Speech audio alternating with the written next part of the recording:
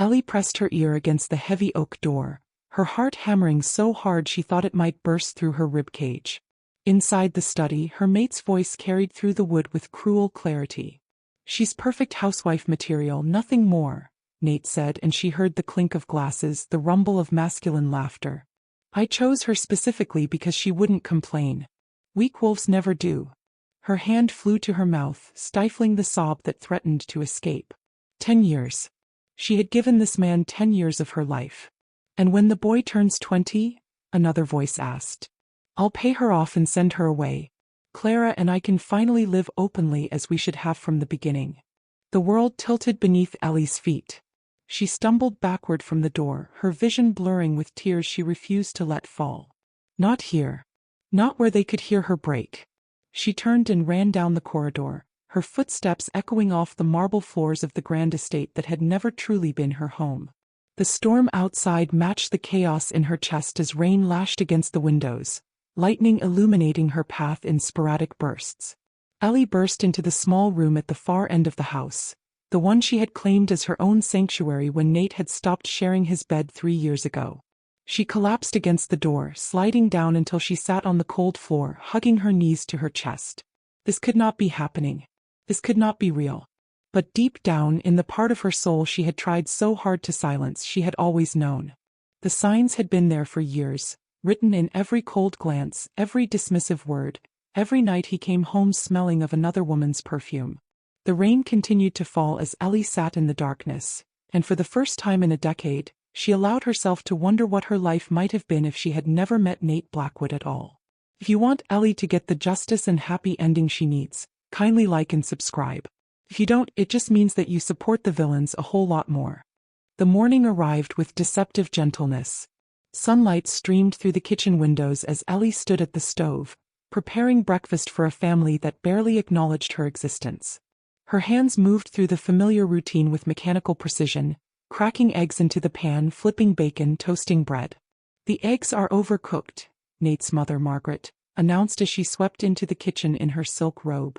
The older woman's face was set in its usual expression of disdain, her lips pursed as if she had tasted something rotten.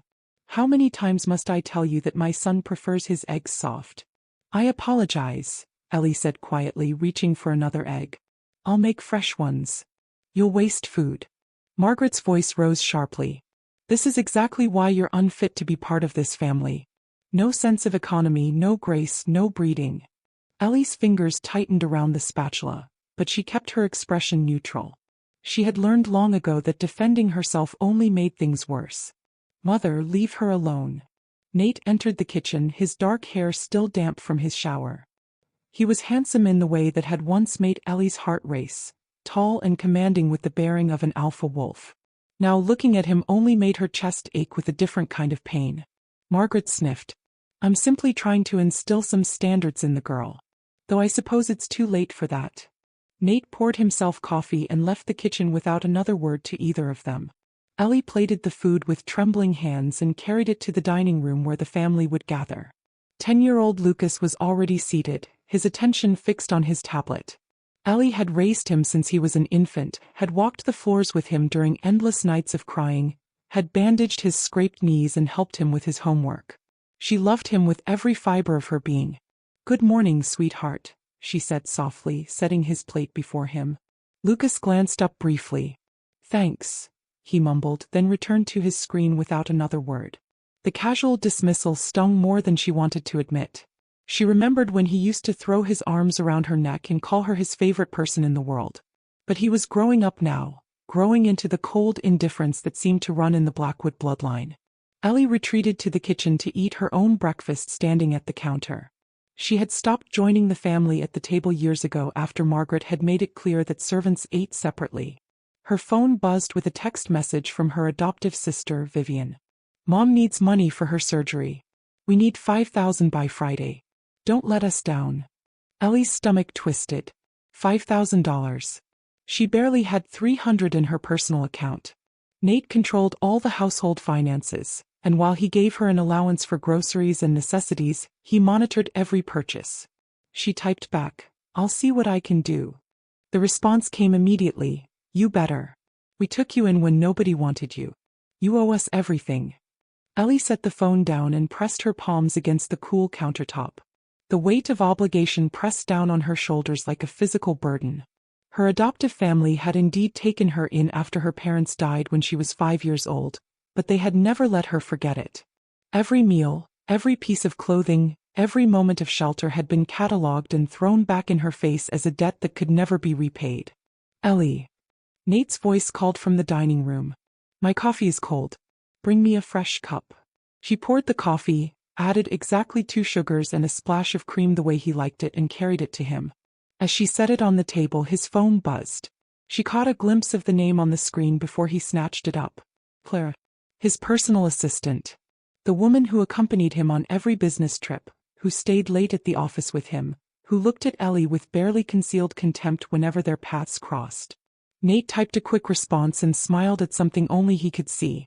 The expression transformed his face, softening features that only ever showed Ellie coldness or irritation.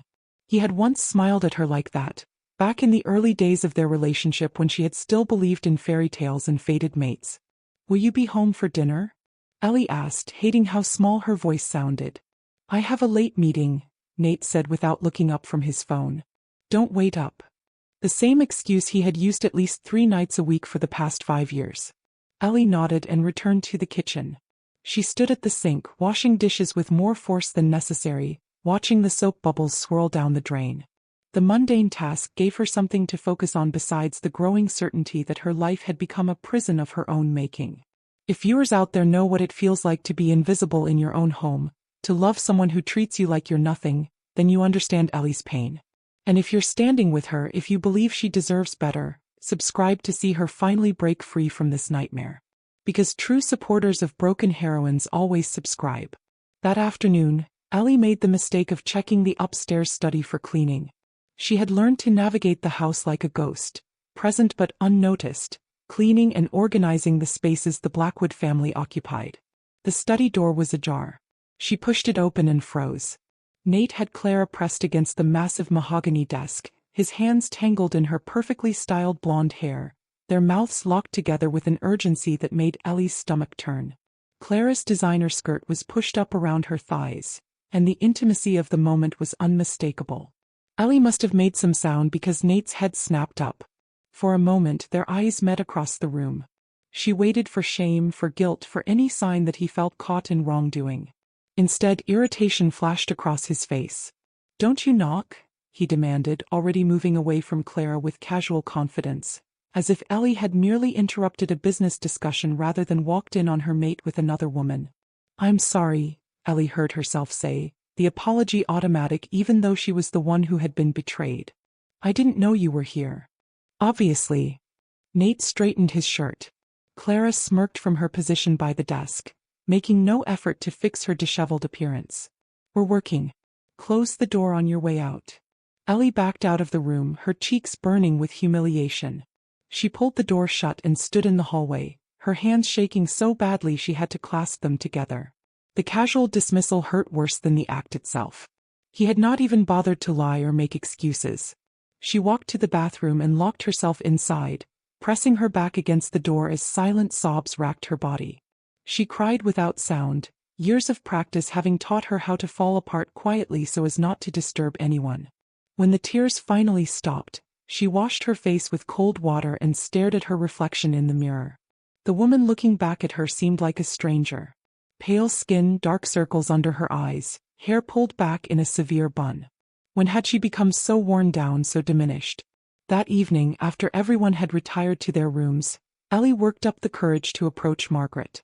She found the older woman in the sitting room, watching television with a glass of wine. May I speak with you? Ellie asked from the doorway.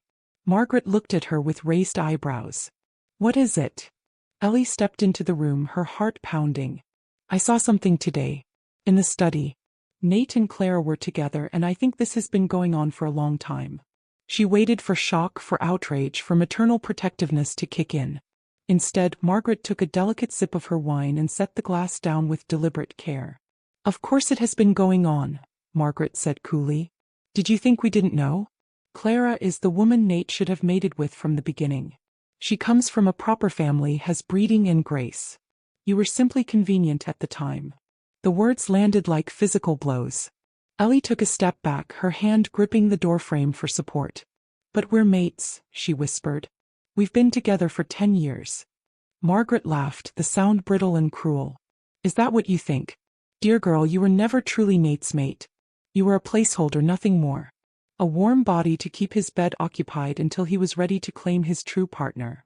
"Everyone knew?" Ellie's voice cracked. "All this time everyone knew?" "Of course we knew. Clara has been in his life since before you stumbled into it. She simply had other obligations that prevented her from taking her rightful place immediately." Margaret stood, smoothing her skirt with manicured hands. She had to finish her education, establish her career. Nate was always going to end up with her. You were just the help he needed in the meantime. Ellie felt the floor drop out from under her. 5 years, she said, the timeline clicking into place with sickening clarity. They've been together for 5 years. At least. Margaret moved past her toward the door. "I suggest you make your peace with it. You're lucky Nate keeps you around at all. Most wolves would have discarded you by now." She left Ellie standing alone in the sitting room, the television still playing to an empty space. That night, Ellie could not sleep. She lay in her small bed, staring at the ceiling, Margaret's words echoing in her mind. Placeholder. Convenient. The help. Every term stripped away another layer of the dignity she had tried so hard to maintain. At 2 in the morning she got up and walked through the quiet house. Everyone was asleep, the grand estate silent except for the settling of old wood and the distant hum of the heating system. She found herself outside Nate's office again, that cursed room where so many of her illusions had been shattered. The door was unlocked. She slipped inside and turned on the desk lamp, its soft glow illuminating the organized chaos of his workspace. She did not know what she was looking for until she opened the drawer and found the file. Her hands trembled as she pulled out the documents. Legal papers, property deeds, investment portfolios, all in Nate's name alone. And then she found it. The document that destroyed what little remained of her world. It was a legal memo from Nate's attorney, dated from 6 months ago. The language was technical, but certain phrases leaped out at her with devastating clarity. "Regarding your inquiry about the dissolution of the cohabitation arrangement with Ellie Chen. As discussed, there is no legal marriage on record. The female in question has no claim to property or assets. Recommend settlement payment upon termination of arrangement." Ellie read the document 3 times, each pass confirming what her heart already knew. There was no marriage. There had never been a marriage. The ceremony they had held 10 years ago, the vows they had exchanged, the promises of forever had all been theater. Nate had never filed the paperwork. In the eyes of the law, she was nothing to him. She opened another drawer and found more documents. Financial records showing money transfers to Clara. Mortgage papers for a luxury apartment downtown registered in both Nate and Clara's names. Vacation photos tucked into a folder, showing the two of them on tropical beaches, romantic dinners, all the experiences Ellie had never shared with her supposed mate. The final folder contained the truth that brought Ellie to her knees on the plush office carpet. Medical records, birth certificates, legal guardianship papers. Lucas was not an adopted child from a distant relative as Nate had told her. Lucas was Clara and Nate's biological son, born during a brief period when Clara had been establishing her career overseas. Ellie had been caring for another woman's child all these years, raising him with a mother's love while his real mother pursued her ambitions. The room spun around her. Ellie clutched the papers to her chest, her breath coming in short gasps. Everything she had believed about her life was a lie. The mate who was not her mate. The marriage that was not a marriage. The child who was not her child. She was nothing. She had always been nothing. Ellie carefully returned the documents to their folders and placed them back in the drawer exactly as she had found them. She turned off the lamp and left the office, her movements mechanical as shock settled into her bones. In her room, she sat on the edge of her bed until dawn broke over the horizon. When the sun finally rose, painting the sky in shades of pink and gold, something inside Ellie shifted. The grief that had consumed her began to harden into something else, something sharper and more dangerous. Bigger. The week that followed was a masterclass in pretending everything was normal. Ellie cooked and cleaned, smiled when appropriate, maintained the facade of the dutiful mate. But beneath the surface she was planning. On Thursday afternoon her phone rang. The adoptive family again, her adoptive mother this time. "Vivian told me you're being difficult about the money," the woman said without preamble. "After everything we did for you, this is how you repay us?" "I'm working on getting the money," Ellie said, stirring a pot on the stove with her free hand. "I just need more time." "We don't have more time. The surgery is scheduled for next week." Her adoptive mother's voice turned cold. "You're living in luxury with that rich maid of yours while your family suffers. Show some gratitude for once in your miserable life." Ellie closed her eyes. "I'll get you the money. And Ellie, don't even think about leaving Nate. We need you right where you are with access to those resources. If you walk away from him, you're walking away from us too. And after all we've done for you, that would make you the most ungrateful creature who ever lived." The call ended. Ellie set the phone down and continued stirring the sauce, watching it bubble and thicken. Another chain, another obligation, another reason she was supposed to stay trapped in this life. That evening there was a party. Nate hosted gatherings for his business associates regularly, and Ellie was expected to play the part of gracious hostess even though everyone knew her true status in the household. She dressed in a simple black dress and helped set up the catering, arranging flowers and ensuring every detail was perfect. The guests arrived in expensive cars, wolves from prominent packs, business partners and social climbers. Clara arrived on Nate's arm, wearing a designer gown that probably cost more than Ellie's entire wardrobe. She glowed with the confidence of a woman who knew her place was secure. Ellie moved through the party like a shadow, refilling drinks, clearing plates, largely ignored by the guests who saw her as part of the staff rather than the woman of the house. She had perfected the art of being invisible, of hearing without being noticed. It was this skill that led her to the hallway outside the library where several of Nate's closest friends had gathered with cigars and whiskey. The door was partially open, and their voices carried easily to where Ellie stood in the shadows. "You're a genius, Blackwood," one of the men said with a laugh. "Keeping the boring one at home to manage the household while you enjoy the exciting one. Best of both worlds." "It's simple strategy," Nate replied, and Ellie could picture him leaning back in his chair with that satisfied smirk. Ellie is perfect for the domestic role. She doesn't complain, doesn't make demands, just quietly does what needs to be done. Clara handles everything else. "But 10 years?" another voice asked. "That's a long time to maintain the charade." The boy needed stability while he was young. Ellie provided that. And honestly, she's so desperate for approval that she'll endure anything. It's pathetic really, but useful. "When do you plan to end it?" "Lucas turns 20 in a decade. By then Clara and I will be ready to make things official. I'll give Ellie some money, send her on her way, and finally stop pretending." Nate's voice dropped lower, more intimate. "She was chosen specifically to suffer so Clara wouldn't have to. That was always the arrangement." "Brilliant," someone murmured. "Absolutely brilliant." Their laughter echoed down the hallway as Ellie stood frozen in place. She had known they were cruel, but hearing the calculation behind it, the deliberate choice to use her suffering as a tool, shattered something fundamental inside her. If you want Ellie to get her justice, like and subscribe. It's only those that support the villains and the pain that won't subscribe. She moved away from the door on silent feet, her face carefully blank even as her heart screamed. She returned to the party and continued her duties, smiling blandly at guests who looked through her rather than at her. Near the end of the evening, she overheard Lucas talking to one of the other children at the party. The boy was showing off his new gaming system, bragging about his family's wealth. "And that lady over there?" the other child asked, pointing at Ellie as she collected empty glasses. "Is that your mom?" Lucas barely glanced in her direction. "No, that's just Ellie. She's like a maid or something. My real mom is the pretty one over there." He gestured toward Clara, who stood laughing at something Nate had said, her hand possessively on his arm. The other child nodded, losing interest. "Oh, okay. Just Ellie. Like a maid or something." The words should not have hurt as much as they did. She had known for days now that Lucas was not hers, that her years of maternal love had been built on deception. But hearing him dismiss her so casually, hearing that she had never even registered as significant in his young life, carved out a new hollow in her chest. When the last guest finally left and the catering staff had cleaned up, Ellie retreated to her room.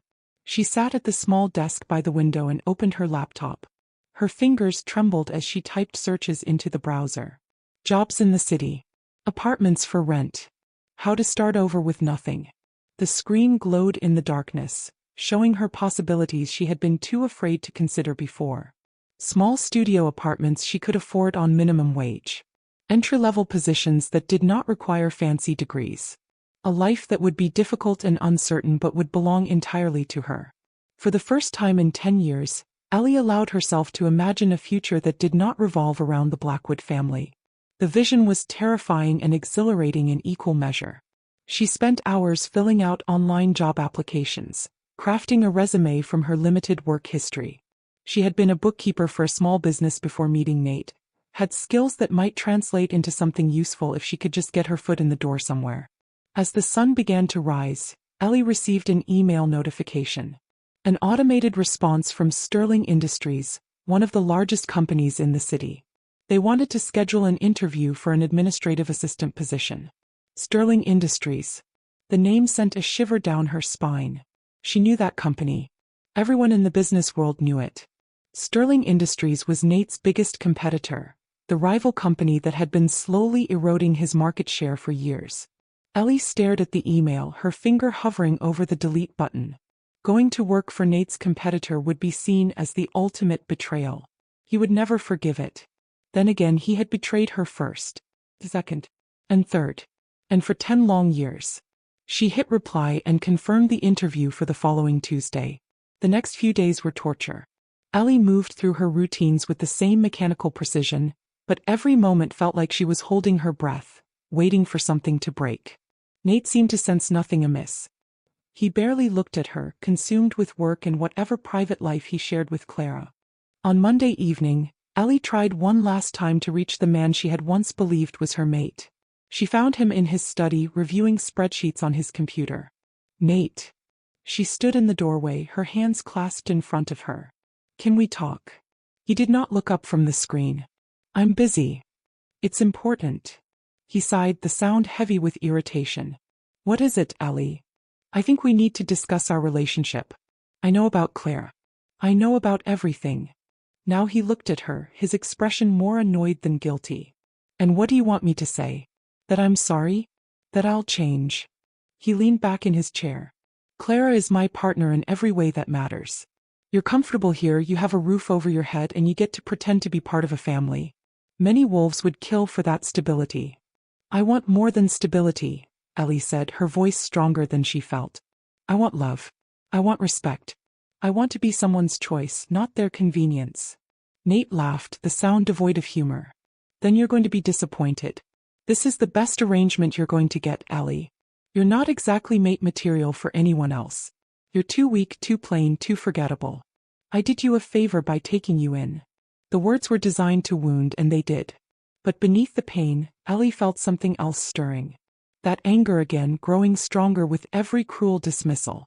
I want to reject the mate bond, she said quietly. Nate's eyebrows shot up. Then he smiled, a condescending curve of his lips. You can't reject what doesn't exist, sweetheart. There is no mate bond between us. There never was. I chose you because you were convenient, not because fate dictated it. He turned back to his computer, effectively ending the conversation. Now if you don't mind, I have actual work to do. Close the door on your way out. Ellie left the study and walked directly to her room. She pulled her old suitcase from the closet and began to pack. She did not own much. Most of her clothes were practical and worn. She had no jewelry, no valuables, nothing that screamed of 10 years spent in a wealthy household. She packed efficiently, years of running a household having taught her how to organize and prioritize. Clothes, toiletries, the few personal items she cared about. Everything fit into 2 bags. In the morning, while the house still slept, Ellie called a taxi. She carried her bags downstairs and left them by the front door while she made one final sweep of the kitchen. She prepared breakfast out of habit, laying everything out on the counter for whenever the family woke. Then she walked out the front door without looking back. The taxi took her to a small extended-stay motel on the edge of the city. It was clean but basic, nothing like the grand estate she had left behind. Ellie paid for a week up front, draining most of her savings account, and carried her bags up to the second-floor room. She sat on the bed and looked around at the space that was hers and hers alone. The walls were beige, the furniture cheap and functional. There was no grand staircase, no marble floors, no oppressive silence broken only by criticism and contempt. It was perfect. Ellie lay back on the bed and for the first time in 10 years she felt like she could breathe. Now here's where real supporters show themselves. If you believe Ellie deserves this freedom, if you think she's making the right choice by walking away, hit that subscribe button. Because only people who secretly think she should have stayed in that toxic situation would refuse to subscribe. True believers in second chances always subscribe. The interview at Sterling Industries was scheduled for 2 in the afternoon. Ellie spent the morning preparing, reviewing what little she knew about the company, rehearsing answers to potential questions. She dressed in her best outfit, a simple navy suit she had bought years ago for a funeral, and hoped she looked professional enough. The Sterling Industries building was a gleaming tower of glass and steel in the heart of the financial district. Ellie stood on the sidewalk staring up at it, fighting the urge to turn around and run. This was Nate's rival. If she took this job, there would be no going back, no possibility of reconciliation even if she wanted one. But she did not want one. That realization gave her the courage to push through the revolving doors. The lobby was all modern elegance, with marble floors and soaring ceilings. Ellie approached the reception desk, gave her name and was directed to the elevators. The ride up to the executive floor felt like an eternity, her stomach flipping with each ascending number. The elevator opened onto a corridor lined with expensive artwork. A young woman in a crisp blazer greeted her with a professional smile. "Miss Chen? Right this way. Mr. Sterling is ready to see you." Ellie's footsteps faltered. "Mr. Sterling himself is conducting the interview?" "Yes, he personally reviews all candidates for positions close to the executive suite." The woman led her down the corridor to a large corner office with floor-to-ceiling windows overlooking the city. "Please have a seat. He'll be with you in just a moment." Ellie settled into one of the leather chairs facing the massive desk and tried to calm her racing heart. Why would the CEO of a major corporation interview her personally? She was applying for an administrative assistant role, not an executive position. The door opened behind her. Ellie stood quickly and turned to face her potential employer. The man who entered was not what she expected. He was tall, yes, and clearly powerful, with the bearing of someone accustomed to authority. But there was something different about him, something in the way he moved, the way his eyes assessed her with curiosity rather than judgment. He looked to be in his late 30s, with dark hair touched with silver at the temples and eyes the color of storm clouds. "Miss Chen," he said, his voice a deep rumble that seemed to resonate in her chest. "Thank you for coming. I'm Fred Sterling." He extended his hand. Ellie shook it, and the moment their skin made contact, something electric passed between them. She saw his eyes widen fractionally, felt the same shock of recognition that was surely written across her own face.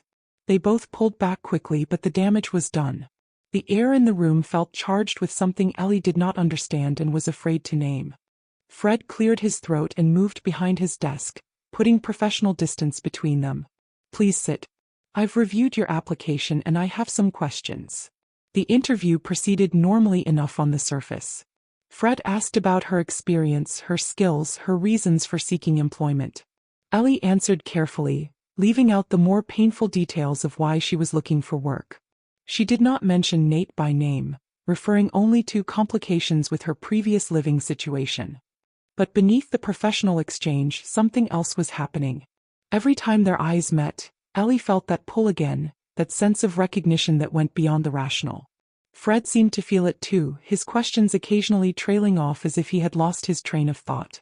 "You're overqualified for the position you applied for," Fred said finally, leaning back in his chair.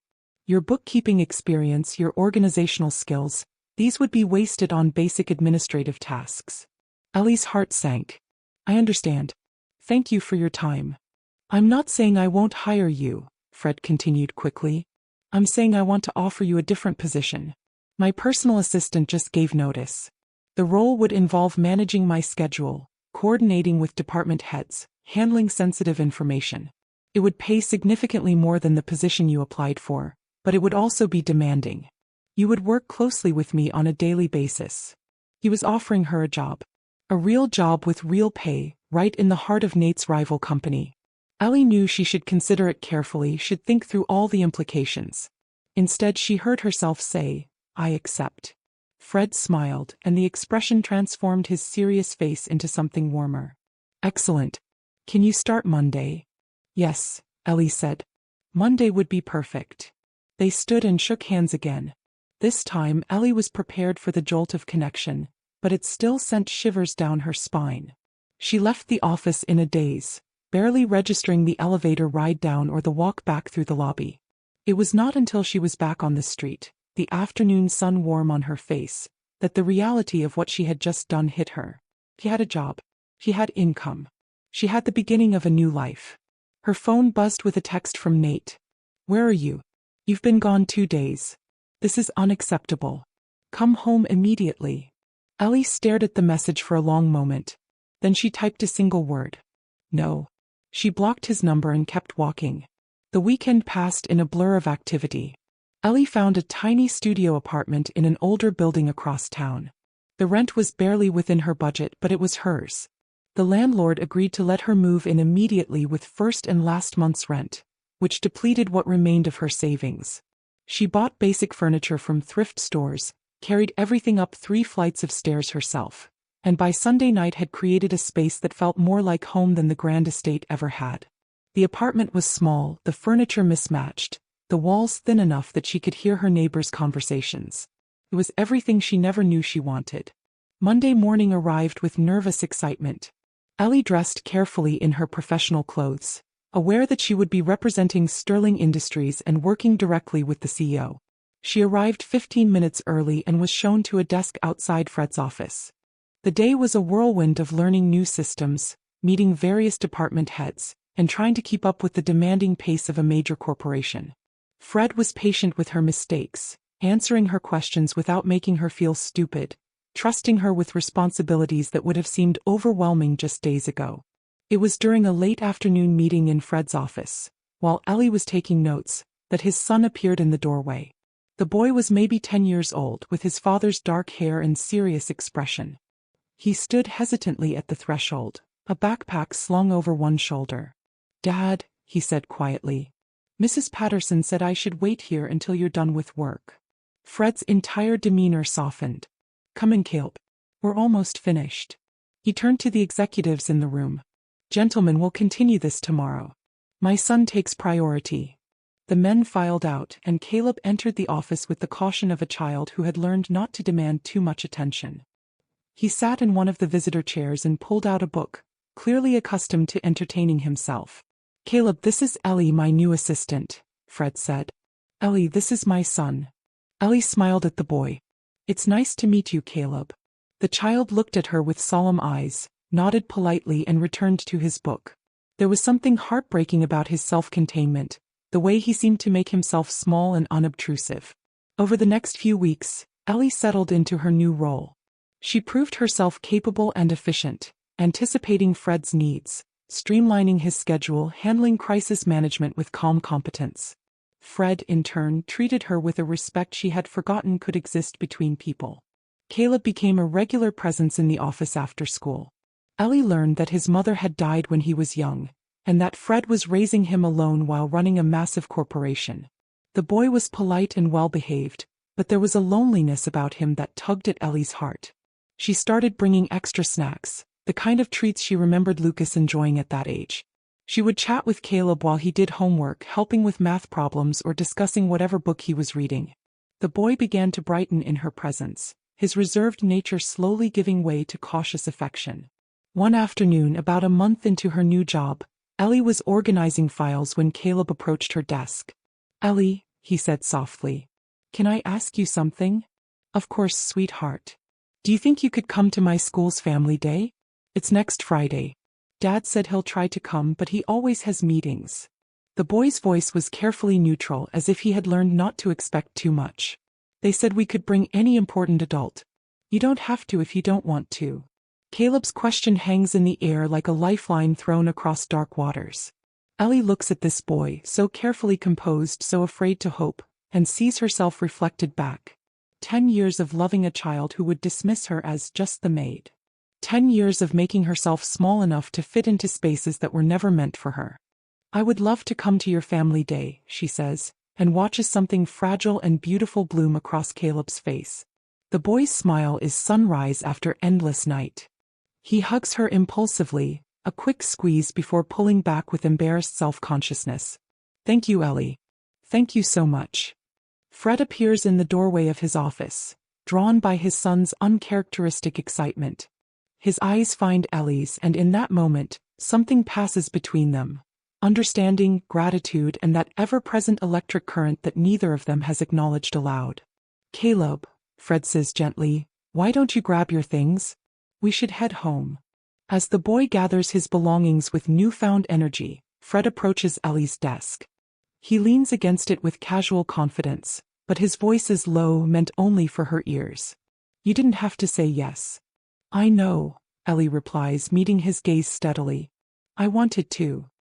He doesn't let people in easily. Fred's expression is unreadable. His mother died when he was 3. He barely remembers her. Since then it's been nannies, housekeepers, well-meaning staff who cycle through his life. He's learned not to attach.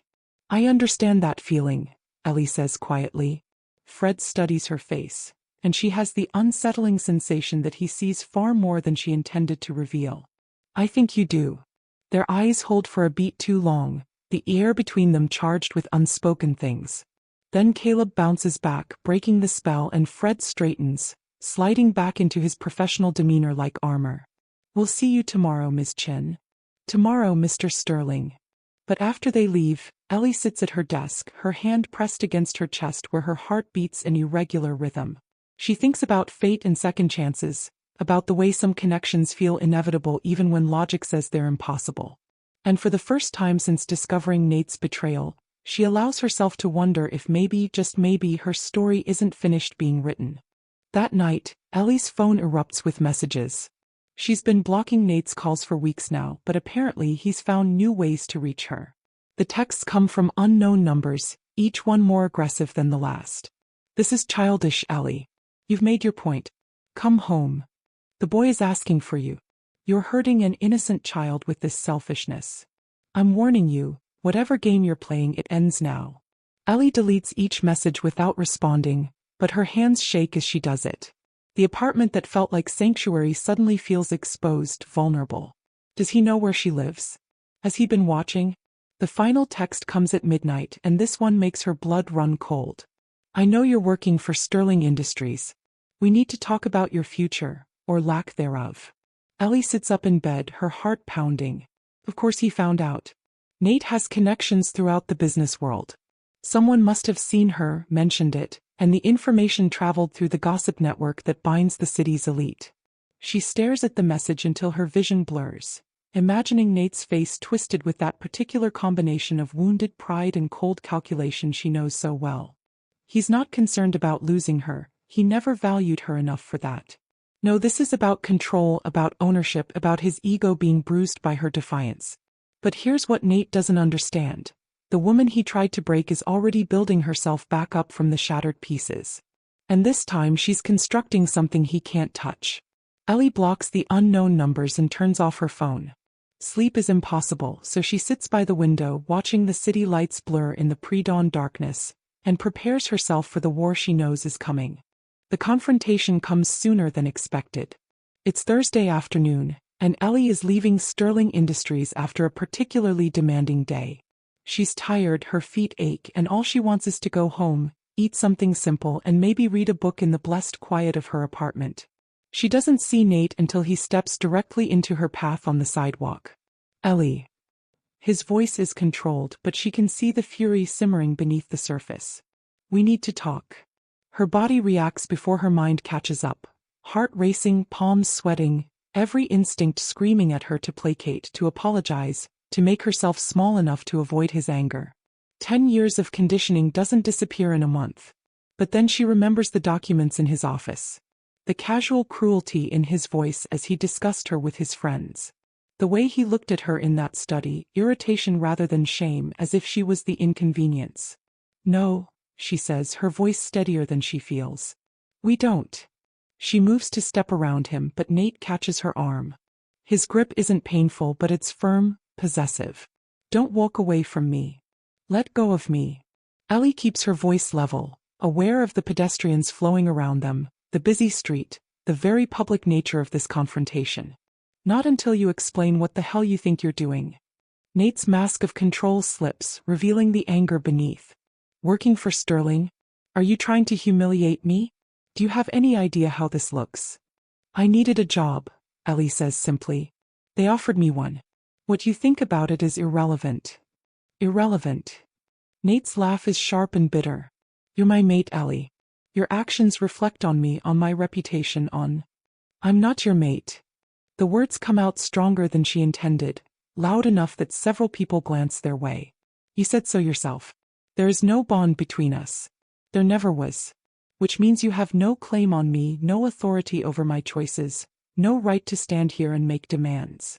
For a moment, Nate looks genuinely shocked. This is not the Ellie he knows. The one who apologized for existing, who absorbed every cruelty with quiet acceptance, who never raised her voice or challenged his authority. You need to come home, he says, switching tactics, his voice dropping into something that might sound like concern to someone who doesn't know him. Lucas has been upset. He asks about you constantly. Whatever issues we have, don't punish the boy. And there it is, the weapon he knows will cut deepest. The child she raised, the boy she loved with everything in her, the son who was never really hers. Ellie feels the familiar guilt trying to take hold, but she forces herself to remember Lucas's voice at the party. That's just Ellie. She's like a maid or something.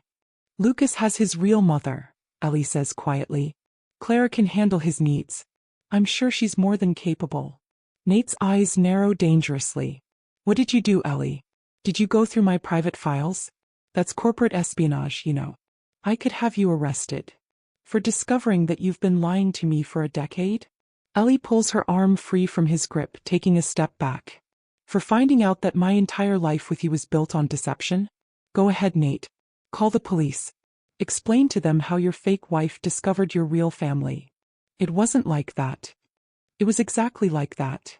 Ellie's voice rises despite her best efforts to stay calm. You used me. You chose me specifically because you thought I was weak enough to endure it. You're right that I suffered, I did. But I'm done now. I'm done being your convenience, your placeholder, your domestic help.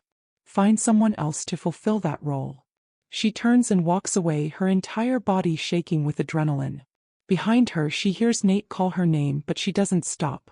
She walks faster, then faster still, until she's nearly running, dodging through sidewalk traffic, not looking back. She doesn't see Fred Sterling standing at his office window 40 stories above, watching the confrontation unfold with storm-dark eyes and clenched fists. The next day is Caleb's family day, and Ellie almost doesn't go. She lies awake most of the night, replaying the confrontation with Nate, analyzing every word, every expression. Part of her, the part that spent 10 years trying to keep the peace, feels guilty for the public scene, for embarrassing him, for failing to maintain the facade. But a newer, stronger part of her feels something else entirely. Pride. She stood up for herself. She said no. She walked away. Still, showing up at Caleb's school feels dangerous somehow, like she's crossing a line she won't be able to uncross. This child isn't hers to love. She's learned that lesson already, hasn't she? Children belong to their parents, and assistants don't get to play house with the boss's family. But then she remembers Caleb's hopeful face, the careful way he asked, prepared for rejection. And she thinks about how it felt when Lucas dismissed her as just the maid. What if she could give this boy something different? What if, just once, she could show up for a child who actually wanted her there? Ellie gets out of bed at dawn and carefully selects her outfit. Nothing too formal, nothing too casual.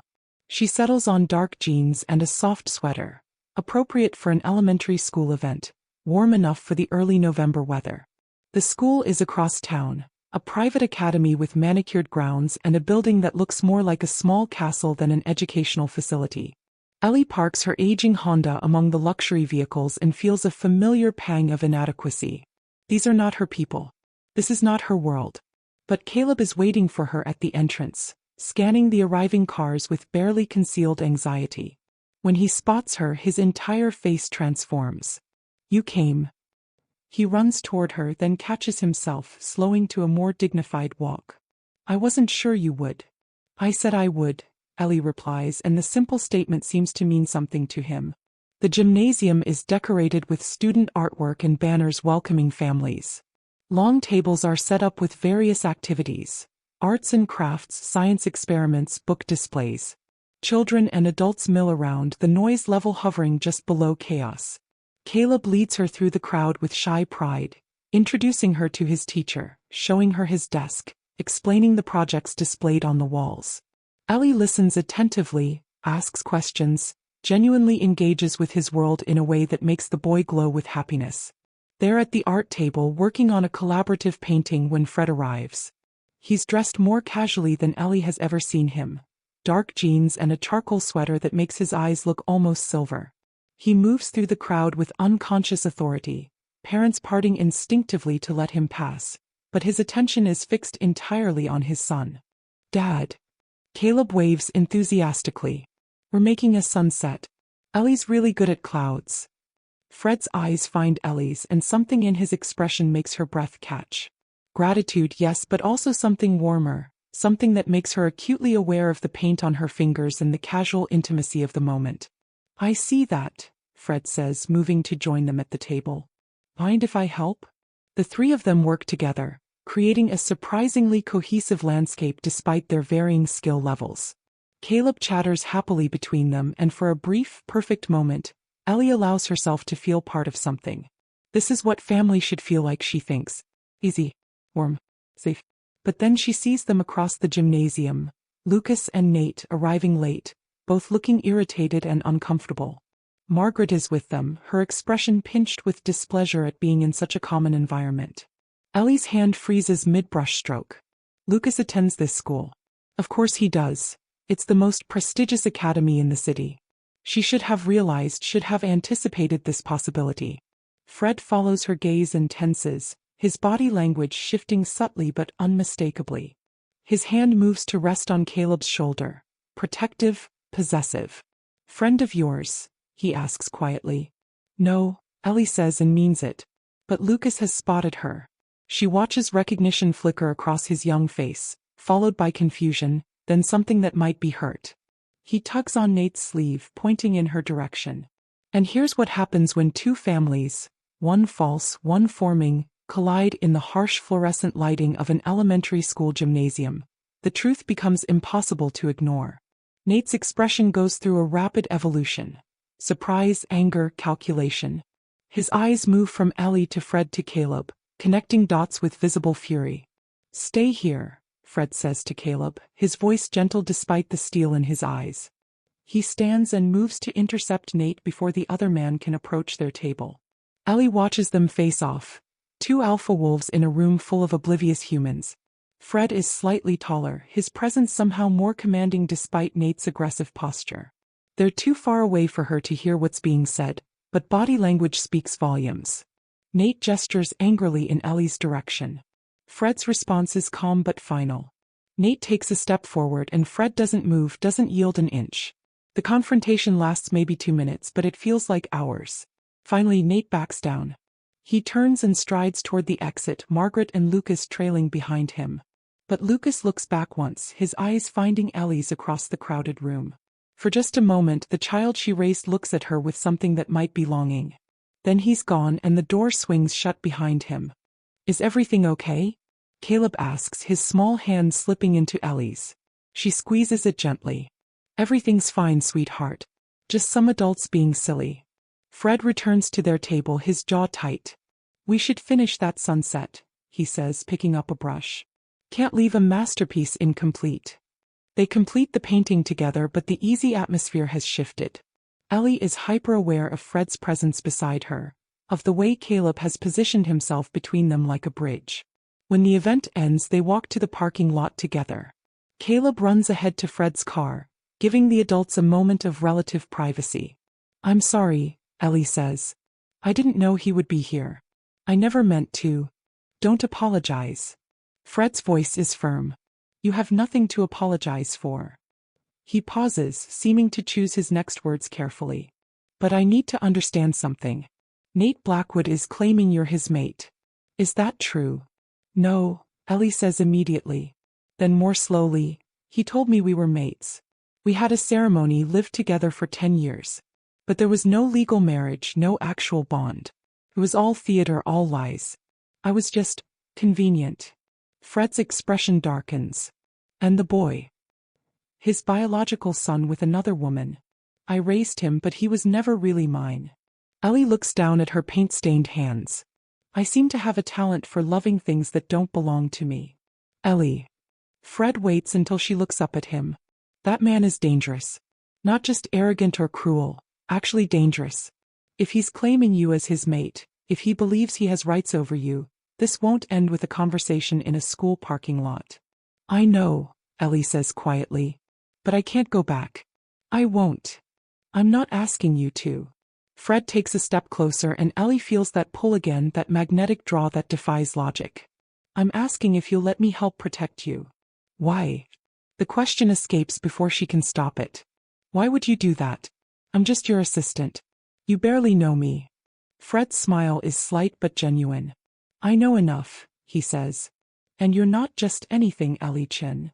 Before she can respond, Caleb calls from the car, waving impatiently. The moment breaks and they move toward their respective vehicles. But as Ellie drives home, she can still feel the weight of Fred's gaze, the promise implicit in his words. Protection. Safety. Care. Things she thought she'd lost the right to want. The weekend passes in tense quiet. Ellie half expects Nate to show up at her apartment, to make another scene, to escalate this conflict into something uglier. But her phone stays silent and no one knocks on her door. The silence is somehow worse than confrontation. It feels like the calm before a storm, like Nate is planning something she won't see coming. On Monday she returns to work with her nerves stretched thin. Fred notices immediately, of course he does. He's observant in ways that make Ellie feel both seen and vulnerable. Coffee? He offers, gesturing to his private break area. It's become a routine between them, these brief morning conversations before the chaos of the day begins. They talk about work, about Caleb, about nothing in particular. Ellie has learned that Fred is a devoted father trying to balance an impossible workload. A man who carries his responsibilities with quiet dignity rather than ego. She's also learned that she looks forward to these moments more than is probably appropriate for an employee-employer relationship. Thank you, Ellie says, accepting the mug he hands her. And thank you for Friday. For handling the situation with Nate. He's not going to let this go, Fred says bluntly. Men like him don't accept losing control gracefully. Especially not when they're losing to a competitor. This isn't about business rivalry, Ellie protests. To him, everything is about business. Fred leans against the counter, studying her face. You're not just a woman who left him. You're a possession that defied ownership and then aligned with his enemy. That's intolerable to someone like Blackwood. Ellie sips her coffee, letting the bitter warmth steady her nerves. So what do I do? You let me handle it. Fred's voice carries absolute certainty. And you trust that I have resources he can't match. Why are you doing this? Ellie asks again, more insistent this time. I need to understand why you care. Fred sets down his mug and takes a step toward her. The air between them shifts, charges with that ever-present electricity that neither of them has named. Because when I look at you, he says quietly, I see someone who's been broken and is choosing to heal anyway. Someone who shows up for a lonely boy even though she's terrified of being hurt again. Someone who faces down her abuser in public rather than quietly accepting mistreatment. He pauses. And because every instinct I have is screaming at me to protect you, even though I have no logical reason to feel that way. The words hang in the air between them. Ellie's hands tighten around her coffee mug, her heart racing. Fred. You feel it too, he says, and it's not a question. This connection between us. Tell me I'm not imagining it. Ellie wants to deny it, wants to protect herself from another potential heartbreak. But she's done lying, done hiding from truth just because it's uncomfortable. I feel it, she whispers. But I don't understand it. And after everything with Nate, I don't trust it. I know. Fred's expression is understanding rather than hurt. And I'm not asking you to. I'm just asking you to let me stand between you and the man who tried to destroy you. Can you do that? Before Ellie can answer, Fred's phone buzzes with an urgent message. He glances at it and curses softly. What is it? Ellie asks. Nate just called an emergency board meeting with my company's investors. Fred's jaw tightens. He's trying to raise questions about my judgment, about who I hire, about potential conflicts of interest. He's weaponizing your employment here. And there it is. The war Ellie has been dreading, spilling beyond personal grievances into professional destruction. I'll resign, she says immediately. I won't let him use me to hurt you. Absolutely not. Fred's voice is steel. That's exactly what he wants. To isolate you, to leave you vulnerable, to prove he still controls your life. We don't give him that satisfaction. But your company will be fine. Fred is already moving toward his desk, his mind clearly racing through strategies and countermoves. Nate made a critical mistake.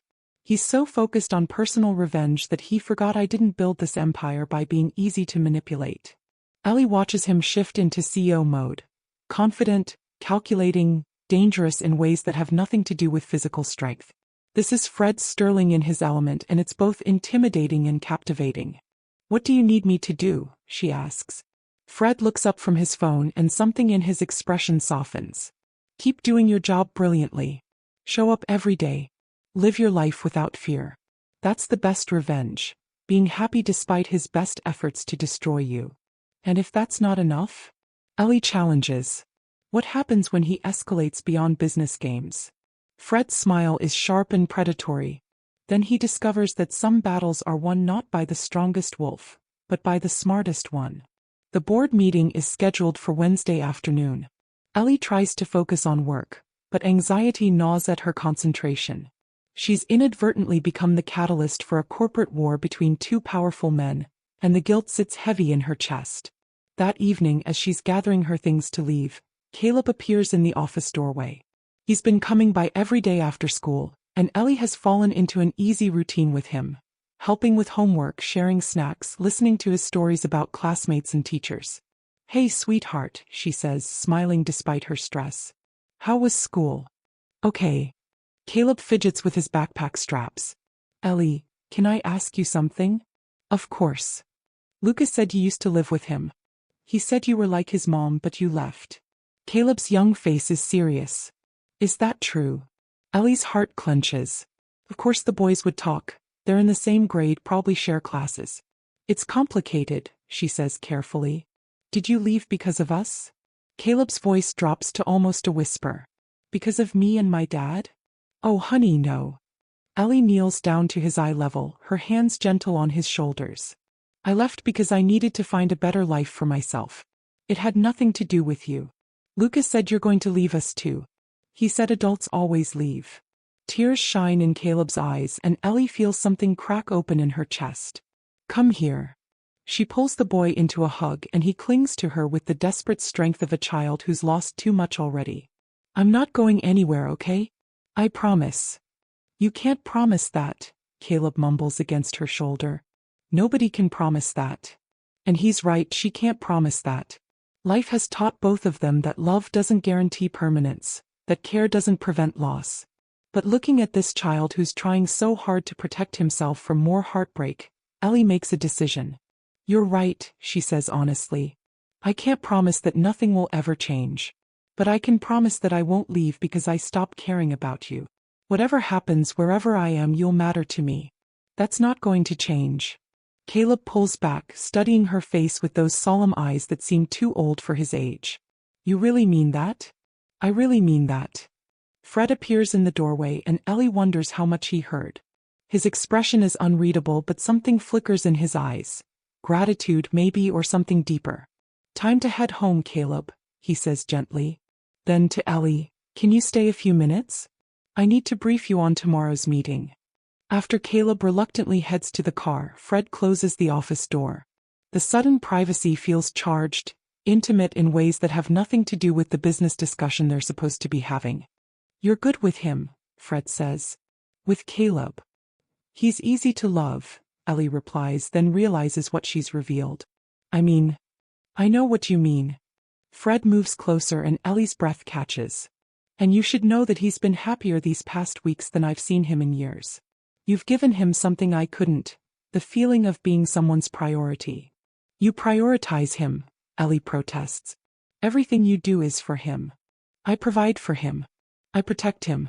But I'm not there for school pickups or homework help or the 100 small moments that make up a childhood.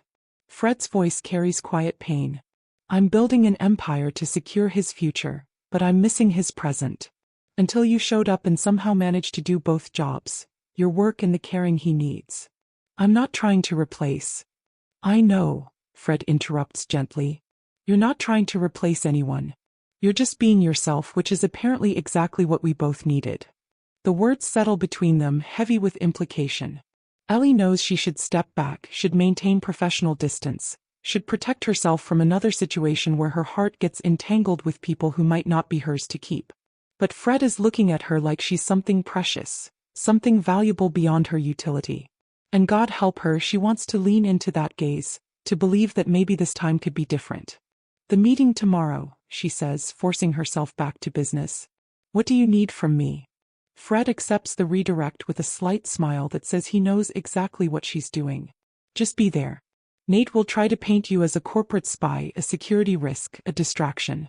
I need you to sit in that room with your head held high and show them exactly what you are, a competent professional who happens to work for me. And if they ask questions about my relationship with Nate, then you tell the truth. Fred's voice is firm. You were in a cohabitation arrangement that ended. You left a toxic situation and found employment elsewhere. There's nothing scandalous or inappropriate about any of that. Except that I'm working for his biggest rival, Ellie points out.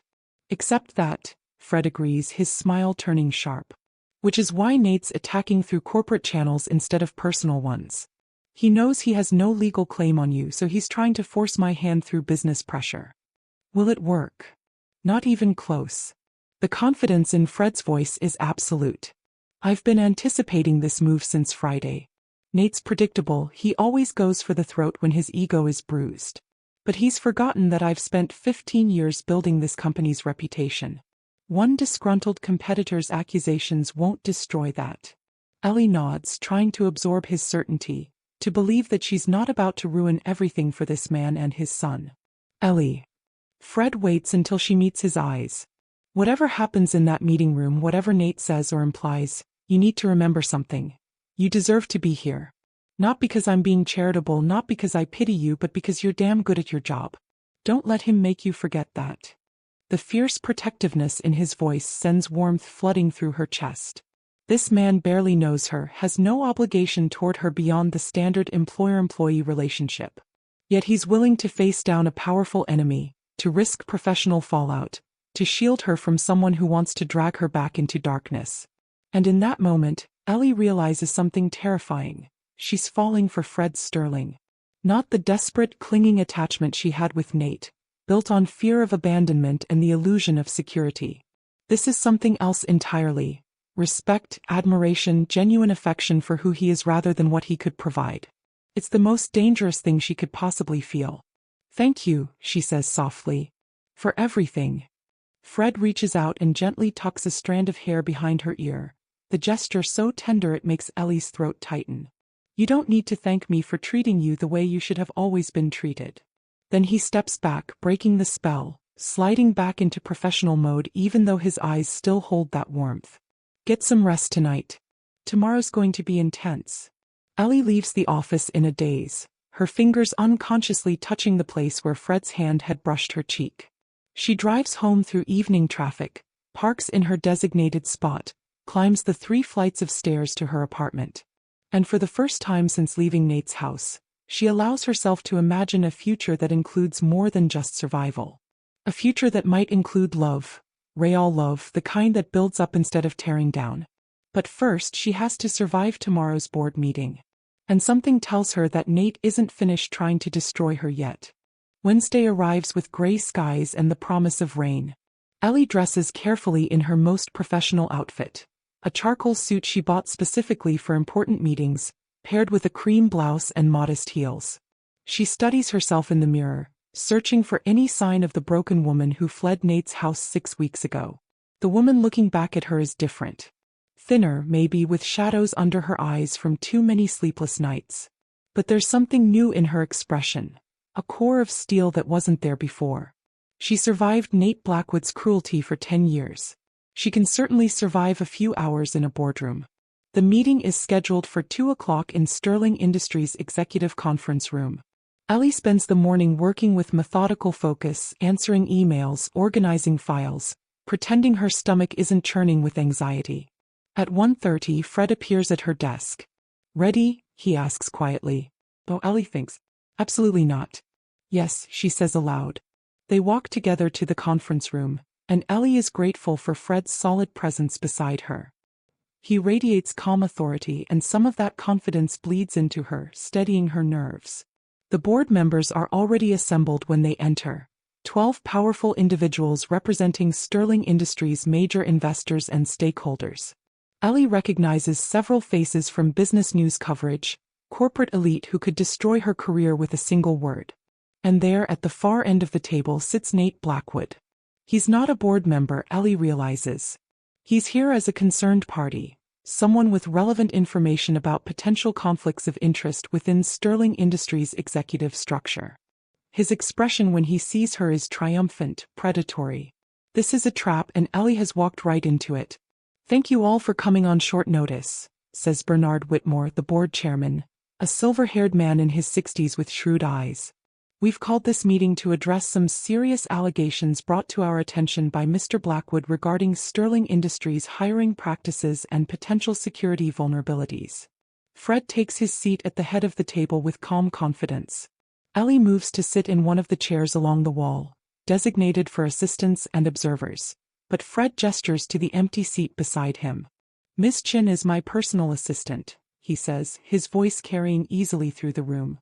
"She has clearance to attend all board meetings and access to sensitive company information. There's no reason for her to sit separately."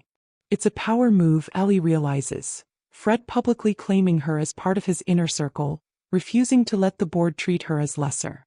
Several members exchange glances, but no one objects. Nate's jaw tightens almost imperceptibly.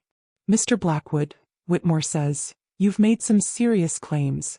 Perhaps you'd like to elaborate for the benefit of the full board." Nate stands, and Ellie is struck by how different he looks in this setting. At home he was casual cruelty and dismissive arrogance. Here he's polished charisma, reasonable concern, every inch the successful businessman. "Thank you, Bernard. I'll be direct." Nate's eyes sweep the room, carefully avoiding Ellie's face. 6 weeks ago, a woman who had been living in my household for a decade abruptly left and, within days, secured employment as Mr. Sterling's personal assistant, a position with access to highly sensitive corporate information. "I fail to see the problem," one of the board members interjects. "People change jobs all the time." "Under normal circumstances, I would agree," Nate continues smoothly. "But these are not normal circumstances. This woman has intimate knowledge of my business operations, my strategies, my plans. And now she's working for my primary competitor, in a role that gives her access to everything Sterling Industries is planning. The implication hangs in the air. Corporate espionage. That's a serious accusation," Whitmore says, his expression grave. "Do you have any evidence that Ms. Chen has shared proprietary information?" "Not yet," Nate admits. "But the potential for conflict of interest is obvious. At minimum, Sterling Industries' board should be concerned about the appearance of impropriety. At worst, you're looking at potential legal liability if it's later proven that sensitive information was compromised." The board members murmur among themselves. Ellie's hands clench into fists beneath the table, her nails digging into her palms. Everything Nate is saying sounds reasonable to people who don't know the full context, who can't see the manipulation beneath the concern. "Ms. Chen," Whitmore addresses her directly, "perhaps you'd like to respond to these allegations?" Ellie's throat feels tight, but she forces herself to stand. 12 pairs of eyes fix on her, evaluating, judging, already forming opinions based on Nate's carefully crafted narrative. This is it. The moment where she either lets Nate define her story or takes control of it herself. "Mr. Blackwood is correct that I lived in his household for 10 years, Ellie begins, keeping her voice steady. "What he's conveniently omitted is that our relationship was never what he represented it to be. There was no legal marriage, no actual mate bond, just a convenient arrangement that benefited him while I provided domestic labor and childcare." She sees several board members exchange surprised glances. Nate's expression darkens. "When I discovered the extent of his deception, that he had maintained another relationship throughout our time together, that the child I raised was not actually mine. I left. I needed employment, and Sterling Industries offered me a position based on my qualifications, not on any connection to Mr. Blackwood. But surely you must see, another board member says, how your intimate knowledge of Blackwood Enterprises creates a potential conflict? I was a housewife, not a corporate executive, Ellie replies. I know that Mr. Blackwood prefers his coffee with 2 sugars and that his mother doesn't approve of my cooking. I don't know anything about his business strategies, his plans, or his proprietary information. He made very sure of that. I wasn't important enough to include in those conversations. The words land with visible impact. Several board members look uncomfortable, clearly reassessing the situation. Mr. Blackwood, Whitmore says carefully, it sounds like this is more of a personal dispute than a corporate security issue. If you don't subscribe, it means you are in support of the villains. So like and subscribe. With all due respect, Nate says, his voice hardening, the personal became corporate the moment she took a position with my competitor. I'm simply looking out for the interests of your shareholders by raising legitimate concerns. Looking out for us? The question comes from Margaret Chen, one of the younger board members and no relation to Ellie despite sharing a surname. Or trying to control an ex-partner who had the audacity to move on with her life? Nate's mask slips for just a moment, revealing the anger beneath. I'm trying to prevent corporate espionage. By attacking a woman who escaped an abusive situation? Margaret Chen's voice is sharp. Because from where I'm sitting, Mr. Blackwood, it looks like you're using this board as a weapon in your personal vendetta. I second that observation, another member adds. This feels like a waste of the board's time. Fred has been silent throughout the exchange, letting Ellie defend herself, letting the board see the situation for what it is. Now he speaks, his voice calm but carrying absolute authority. Let me make something very clear, he says. Ms. Chen was hired because she's exceptionally qualified for her role. She's organized, efficient, trustworthy, and has proven herself invaluable in the 6 weeks she's been with us. Her personal history with Mr. Blackwood is irrelevant to her professional capabilities.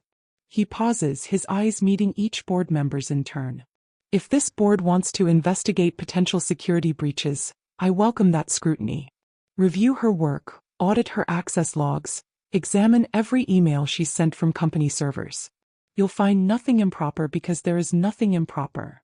However, Fred continues, his voice taking on an edge, if we're going to start questioning employees based on their ex-partner's accusations, we'll need to apply that standard universally. And I suspect none of us would enjoy that level of invasive oversight into our private lives. The implied threat is subtle but clear. Tread carefully or your own personal history might become relevant. Whitmore clears his throat. I think Mr. Sterling makes a fair point. Unless Mr. Blackwood has actual evidence of wrongdoing, not just speculation based on wounded pride, I don't see grounds for further investigation. I must object, Nate says, his composure cracking further. You're making a serious mistake. The mistake, Margaret Chen interrupts, would be setting a precedent that ex-partners can weaponize this board to harass former romantic interests. Motion to dismiss this matter and conclude the meeting. Seconded, comes the immediate response from 2 other board members. Whitmore looks around the table. All in favor? 9 hands rise. Only 3 members abstain and none vote against. The meeting is over. Nate has lost. The board members begin filing out, several of them stopping to speak quietly with Fred, others casting sympathetic glances at Ellie. Nate remains frozen at his end of the table, his expression murderous. As Ellie stands to leave, Nate finally speaks, his voice low enough that only she and Fred can hear. This isn't over, Ellie. You think you've won something here? You've just made everything worse. The only thing that's worse, Fred says, stepping between them, is your continued delusion that you have any claim on Ms. Chen. Let me be absolutely clear.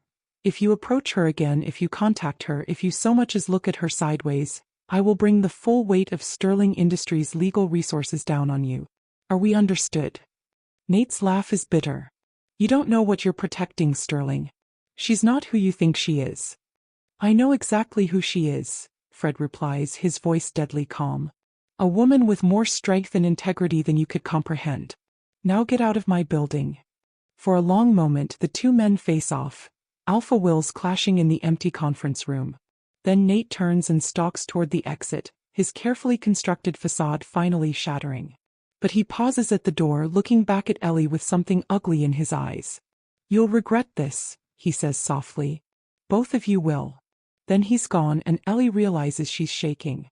Fred's hand is suddenly on her lower back, steady and warm. "You did beautifully," he murmurs. "Absolutely beautifully." "He's not going to let this go," Ellie says, her voice trembling despite her best efforts to stay calm. "You heard him. Empty threats from a man who's lost control." Fred guides her gently toward his office. "Come on. Let's get you away from this room." They walk together through the executive suite, and Ellie is aware of curious glances from other employees, whispers that will doubtless turn into gossip. She's just been at the center of a corporate drama and everyone will want to know the details. But right now all she can think about is Fred's hand on her back, solid and protective, and the way he defended her without making her feel weak for needing defense. In his office, Fred pours her a glass of water from his private bar. "Drink," he orders gently. "You look like you're about to pass out." Ellie obeys, the cool liquid settling her churning stomach.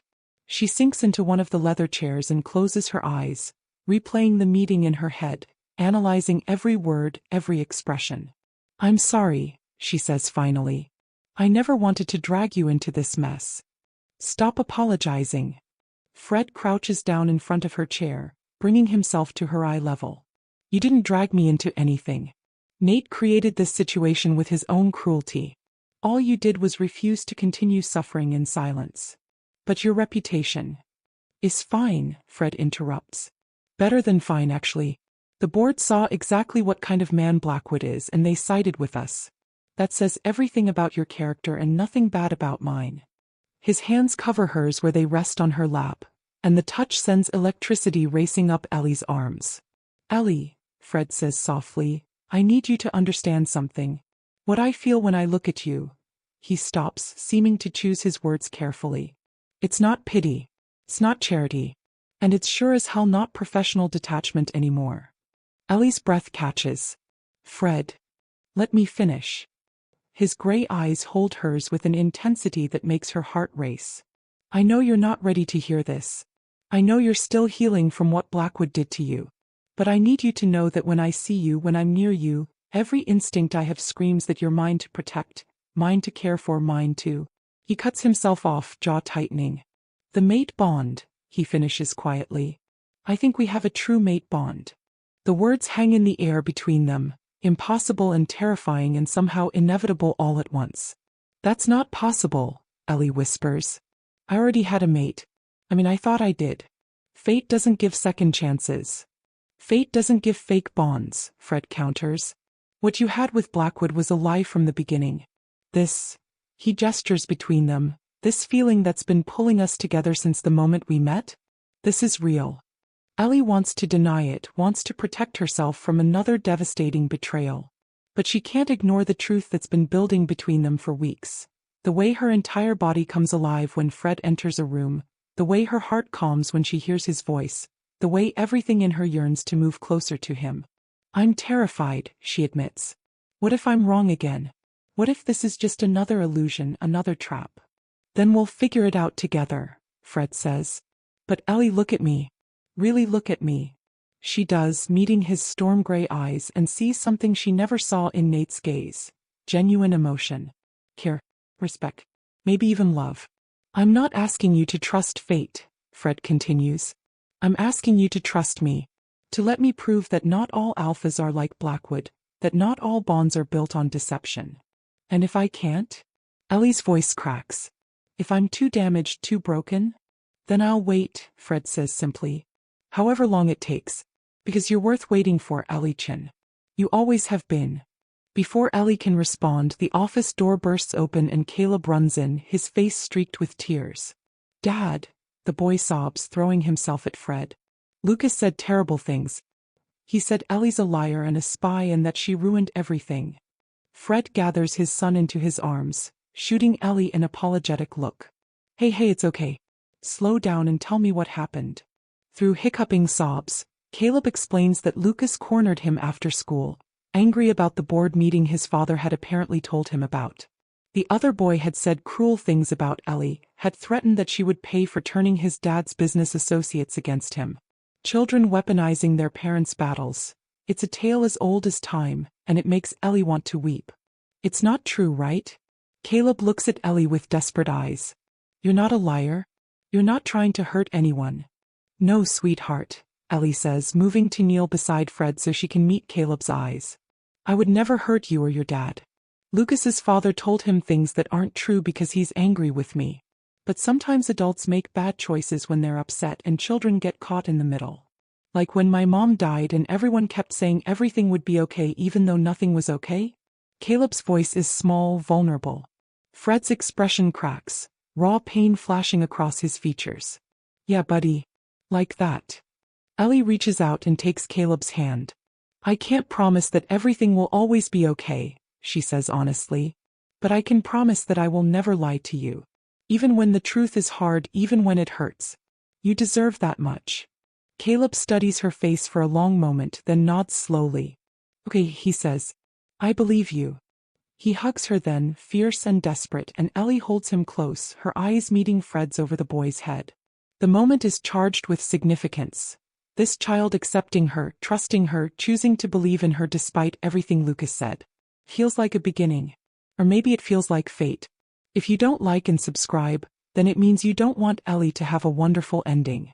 That night, Ellie can't sleep. She lies in her small bed, staring at the ceiling, replaying every moment of the day. Fred's words echo in her mind.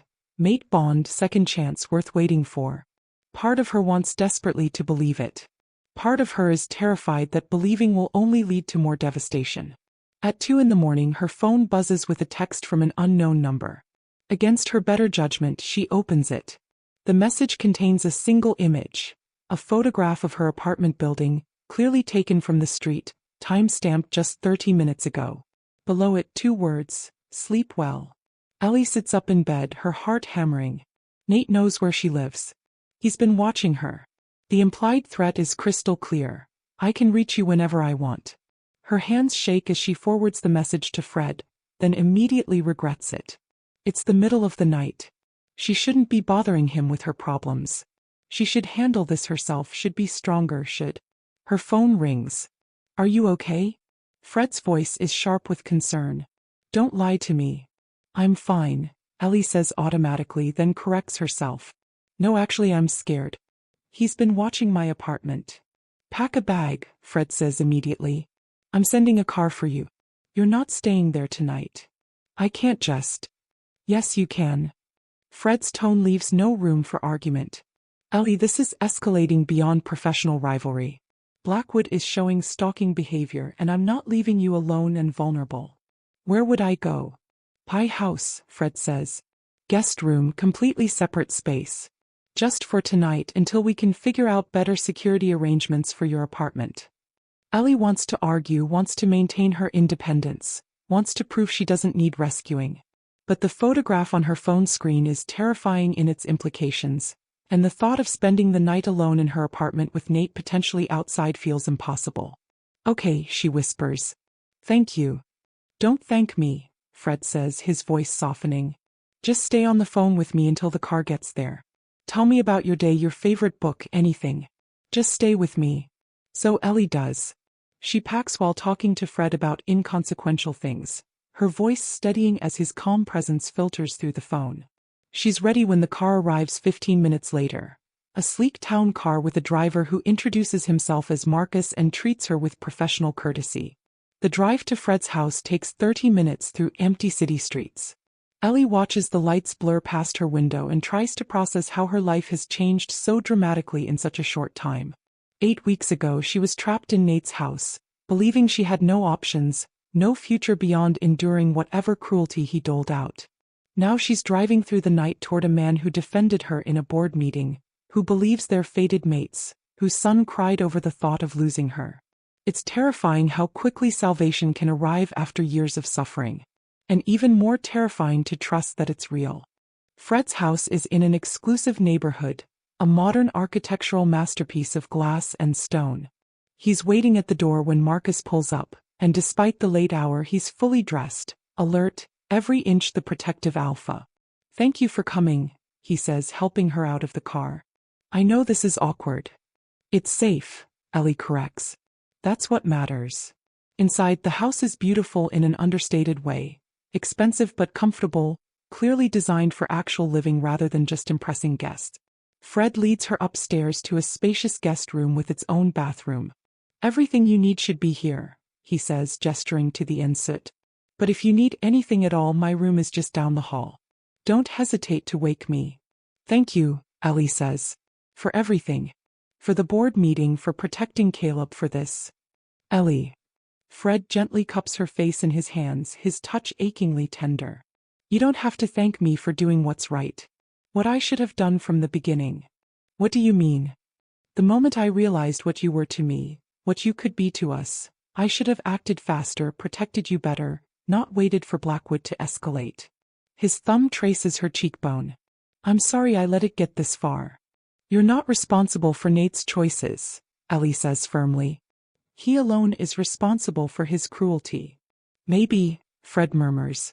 "But you're mine to protect now. And I take that responsibility seriously." The word should frighten her, should trigger memories of Nate's possessive control. But coming from Fred, it sounds different, like a promise rather than a prison. "I'm not ready," Ellie whispers even as her body leans toward him. "For whatever this is between us, I'm not ready." "I know." Fred's smile is gentle. "And that's okay. Ready or not, you're safe here. That's all that matters tonight."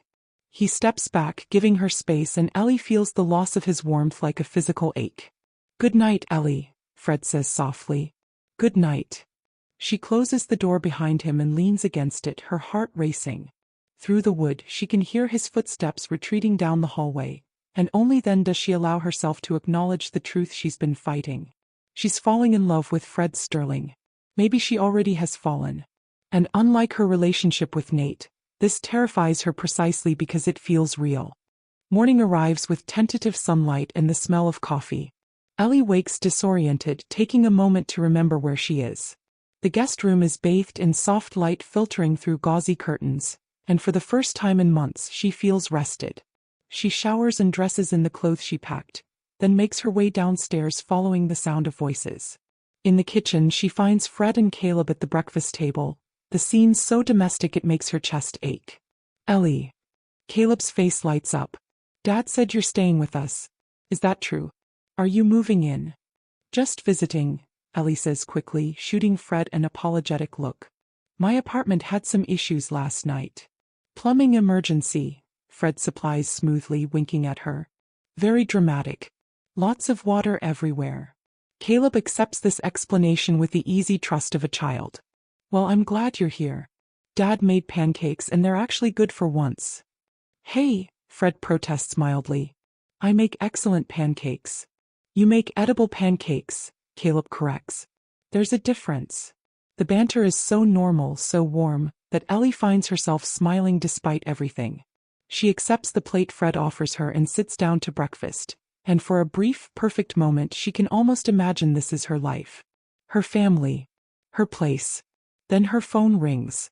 Ellie glances at the screen and freezes. It's Vivian, her adoptive sister. She hasn't heard from them since she left Nate's house and stopped being a convenient source of money. "I need to take this," she says, excusing herself to the hallway. "Ellie." Vivian's voice is ice cold. "Where's the money for Mom's surgery?" "I told you I don't have it anymore. I left Nate, I'm living on my own now." "You selfish bitch." The venom in Vivian's voice is shocking. "After everything we did for you? We took you in, fed you, clothed you, and this is how you repay us?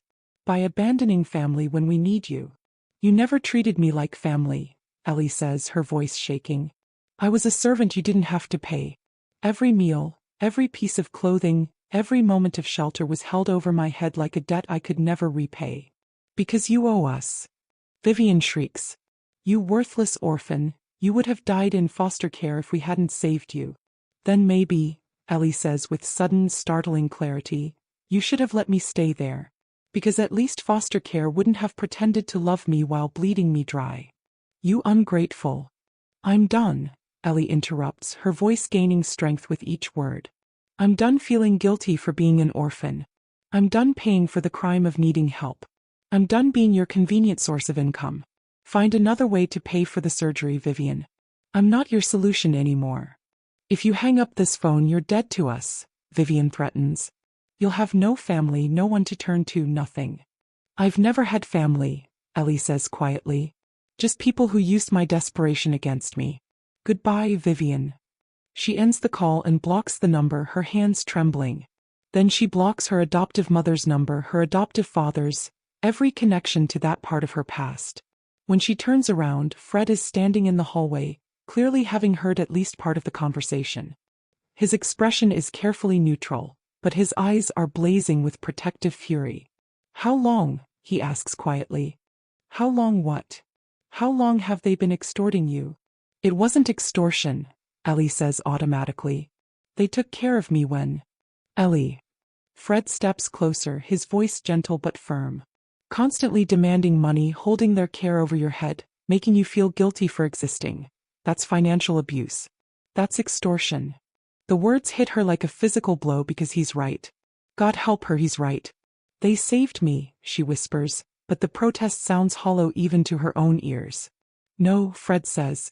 They took in a grieving 5-year-old and spent the next 2 decades making her believe she didn't deserve basic human kindness without paying for it. That's not salvation. That's exploitation. Ellie's eyes fill with tears. Then what does that make me? For enduring it, for believing it, for never being strong enough to walk away. Survivor, Fred says immediately, closing the distance between them. It makes you a survivor. And one of the strongest people I've ever met. He pulls her into his arms and Ellie breaks. She sobs against his chest, years of suppressed pain and anger and grief pouring out in ugly, wrenching cries. Fred holds her through it all, one hand stroking her hair, murmuring quiet words of comfort. Caleb appears in the hallway, his young face creased with worry. Is Ellie okay? She will be, Fred assures him. Sometimes we just need to cry out the bad feelings, buddy. Why don't you grab your backpack? We'll leave for school in a few minutes. After Caleb retreats, Fred tilts Ellie's face up to meet his gaze. Listen to me, he says fiercely. You are not alone anymore. You have people who care about you, real caring, not the conditional manipulation you've experienced. You have a job, a place to stay, and a little boy who thinks you hung the moon. And you? Ellie asks, her voice barely a whisper. Do I have you? Fred's expression softens into something that steals her breath. You've had me since the moment you walked into my office and looked at me with those brave, haunted eyes. The question is whether you want me. Does she want him? This man who defended her, protected her, saw her worth when she'd forgotten it existed? I'm afraid, Ellie admits. I'm so afraid of being hurt again.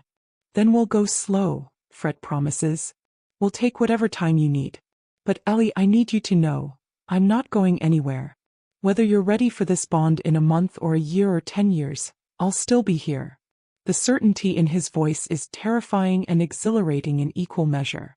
Ellie rises on her toes and presses a kiss to his cheek, the gesture chaste but loaded with promise. Thank you, she whispers. For seeing me. Always, Fred replies, his arms tightening around her for one more moment before reluctantly releasing her. Now come on. Let's get through this day together. But neither of them knows that across town, Nate Blackwood is making plans that will test their connection in ways they never anticipated. 3 weeks pass in an uneasy peace. Ellie stays in Fred's guest room, her apartment deemed unsafe until better security can be arranged. The situation should be awkward, living with her employer, blurring the lines between professional and personal, but somehow it works. She and Caleb fall into an easy routine. She helps with homework, makes sure he eats real food instead of just snacks, listens to his endless stories about school and friends. The boy blossoms under the attention, becoming more confident, more open. With Fred, things are more complicated. The attraction between them grows stronger every day, that pull becoming almost unbearable in its intensity. But Fred keeps his promise. He doesn't push, doesn't pressure, just makes his presence a constant source of safety and warmth. At work, Ellie proves herself invaluable. She streamlines Fred's schedule, handles crisis management with calm efficiency, becomes the gatekeeper between the CEO and the endless demands on his time. The other employees respect her, and rumors about her dramatic arrival at the company have mostly died down. Everything is going remarkably well. Which is, of course, when disaster strikes. Ellie is in Fred's office late on a Friday afternoon, organizing files for an upcoming merger negotiation when her phone rings. An unknown number, but something compels her to answer. Ellie Chen. The voice is professional and personal. This is Children's Services. We're calling regarding Lucas Blackwood. Ellie's heart stops. What? What happened? Is he okay? The child is physically unharmed but has been removed from the Blackwood residence due to concerns about parental neglect and emotional abuse. Your name was listed as a previous caregiver, and Lucas specifically asked for you. The world tilts beneath Ellie's feet. I don't understand. I left that household weeks ago. Why would you call me? Lucas became extremely distressed during the removal process and repeatedly asked for you. He claims you're the only adult he trusts. The social worker's voice softens slightly. Would you be willing to come to the office and speak with him? He's quite upset and we're trying to find a temporary placement. Ellie looks at Fred, who's been listening intently to her side of the conversation. His expression is unreadable, but he nods once. Permission, support, understanding, all conveyed in that single gesture. Yes, Ellie says. I'll come right away. She hangs up and stands frozen, trying to process what she's just heard. Lucas, the boy who dismissed her as just the maid, who chose his real family over her, who became a weapon in his father's arsenal, is asking for her now. Go, Fred says softly. The boy needs you. But after everything. He's a child caught in his parents' mess, Fred interrupts gently. Just like Caleb would be if something happened to me. Whatever anger you have toward Blackwood, don't let it stop you from showing up for a scared kid. Ellie nods, grabbing her bag. But as she reaches the door, she turns back. What if this is another trap? Another manipulation? Then we'll deal with it, Fred says. Together. But I don't think it is. I think it's a child finally realizing who the real adults in his life are. The Children's Services office is in a government building downtown, all institutional gray and fluorescent lighting. Ellie follows a social worker named Patricia through a maze of cubicles to a small conference room. Lucas sits at the table, looking smaller and more vulnerable than Ellie has ever seen him. His eyes are red from crying, his hair disheveled. When he sees her, his carefully constructed composure shatters. Ellie. He runs to her, wrapping his arms around her waist. I'm sorry, I'm so sorry for everything I said. Please don't hate me. Ellie's throat tightens. She kneels down to his level, hands gentle on his shoulders. Hey, sweetheart. I could never hate you. Never. But I was so mean. I said terrible things. And Lucas said you weren't my real mom anyway, that you were just hired help. The words pour out in a desperate rush. But you are my mom. You're the one who took care of me when I was sick, who helped with homework, who made my favorite meals. And now they took me away and I don't know where I'm going and I'm so scared. Ellie pulls him into a proper hug, and the boy clings to her like she's the only solid thing in a tilting world. It's okay, she murmurs. You're going to be okay. Patricia clears her throat gently. Miss Chen, perhaps we could talk privately? Ellie reluctantly disentangles herself from Lucas, promising him she'll be right back. She follows Patricia into the hallway. What happened? Ellie asks. Why was he removed? The child's school filed a report, Patricia explains. Lucas has been exhibiting behavioral problems, acting out, refusing to do work, getting into fights. When the school counselor investigated, Lucas disclosed that his father and Clara have been leaving him alone for extended periods while they travel together. His grandmother is in the home, but she's been verbally abusive, calling him worthless and stupid for not living up to family expectations. Ellie closes her eyes. Margaret. Of course. The immediate trigger was an incident yesterday where Lucas became so distressed at school that he had a panic attack. He told the counselor that his father said if he couldn't behave better, they'd send him to boarding school because he was too much trouble to have around. Patricia's expression is sympathetic. The school was legally obligated to report. So where does he go now? Emergency foster placement while we investigate and try to locate suitable family members.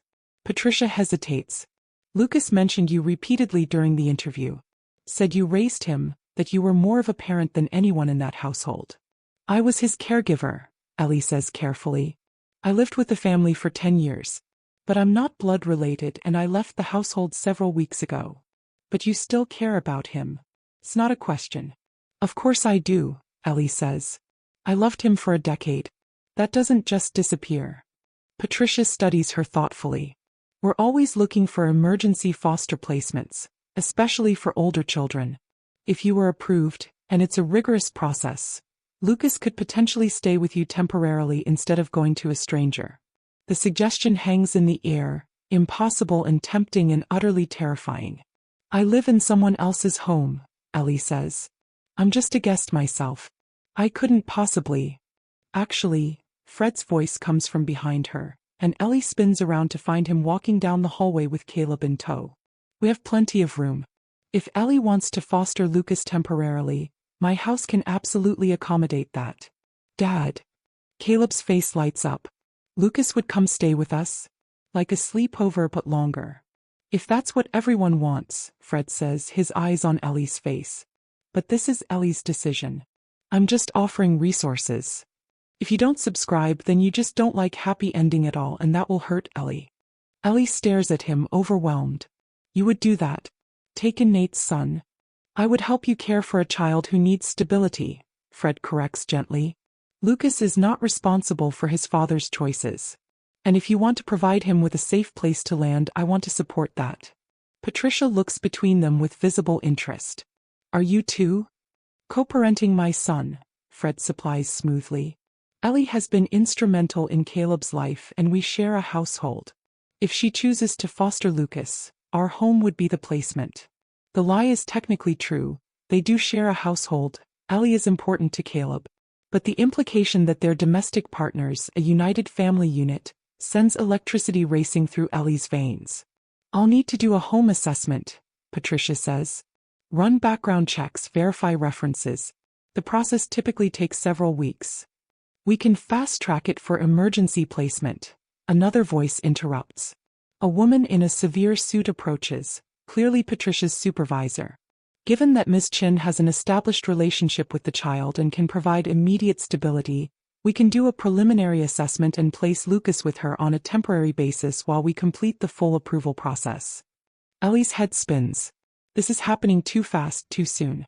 She left Lucas's life, walked away from his household. Does she have the right to come back now when he needs her? But then she remembers Lucas's small body clinging to her, his desperate apologies, his terror at being sent to strangers. Yes, she hears herself say. If Lucas wants to stay with me, I'll take him. The relief on Patricia's face is visible. Excellent.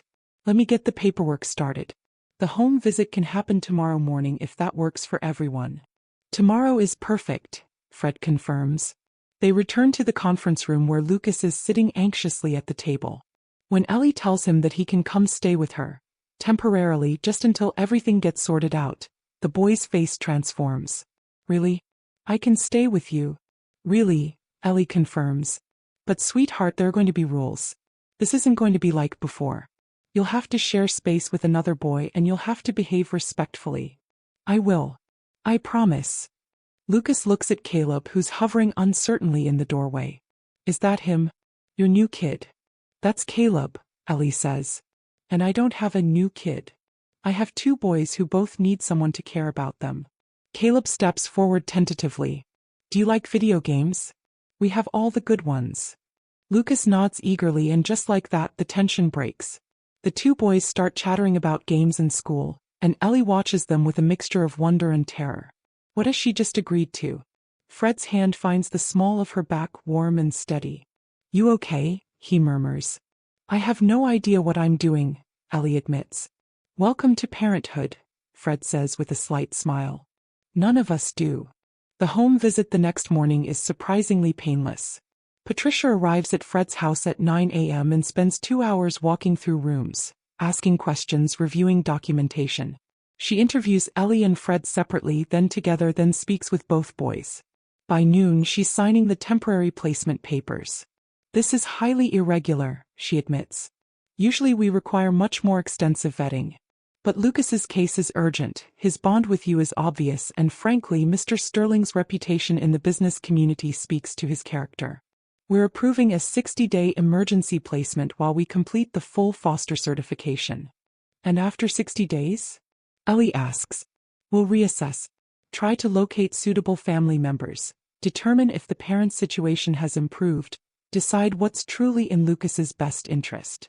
Patricia's expression softens. For what it's worth, Ms. Chen, I think you're doing a good thing here. After Patricia leaves, Ellie stands in the living room of Fred's beautiful house and tries to process her new reality. She's fostering Lucas. He's living with Fred and Caleb. She somehow stumbled into an instant family, and she has no idea if she's equipped to handle it. Lucas and Caleb are upstairs, setting up the second bedroom for Lucas's use. Their voices drift down, arguing amiably about poster placement and desk organization. Fred approaches from the kitchen with 2 mugs of coffee. You look terrified, he observes, handing her one. I am terrified, Ellie admits. What if I can't do this? What if I fail him again? You never failed him the first time, Fred says firmly.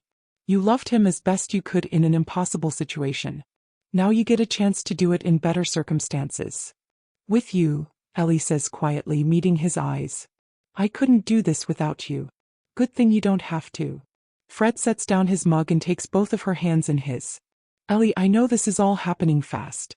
The living situation, the fostering, this thing between us. If you need to slow down. I don't want to slow down, Ellie interrupts. For the first time in my life, I feel like I'm moving toward something instead of just running away. It's terrifying, but it's also right. Fred's eyes search hers. Are you sure? No, Ellie admits. But I'm choosing to try anyway. That's new for me, choosing hope instead of safety. Fred pulls her closer, his forehead resting against hers. For the record, you're the bravest person I know. Or the stupidest, Ellie says with a shaky laugh. Bravery and stupidity often look the same from the outside, Fred murmurs. The difference is whether it works out. He's so close, his breath warm on her lips. Ellie can feel the mate bond humming between them, that magnetic pull stronger than ever.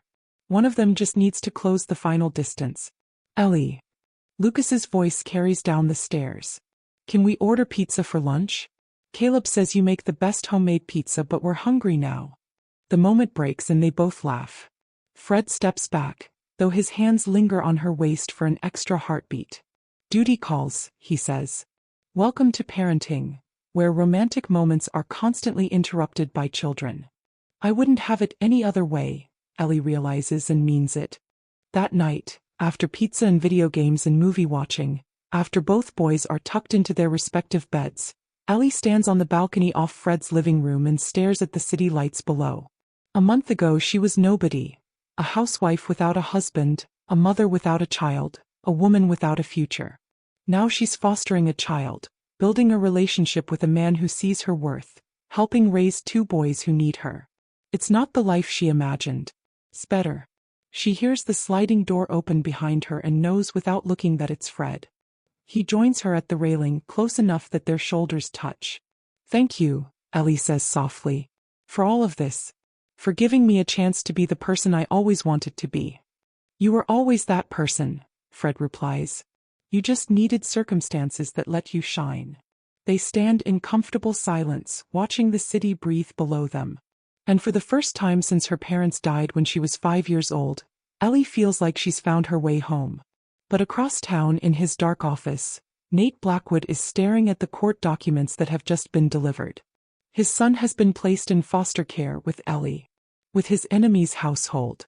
And the humiliation, the rage, the sheer audacity of it all crystallizes into a single burning purpose. Destroy them both. 3 weeks later, the piece shatters. Lucas has settled into Fred's household with surprising ease. The 2 boys have become genuine friends, their initial rivalry transforming into brotherhood. Lucas is thriving, sleeping better, smiling more, his panic attacks diminishing. Ellie has officially completed her emergency foster certification, and Children's Services has indicated they're considering a longer-term placement. Nate has made no attempt to contact Lucas or fight for custody, seemingly content to let his son disappear from his life. It should have been a warning sign.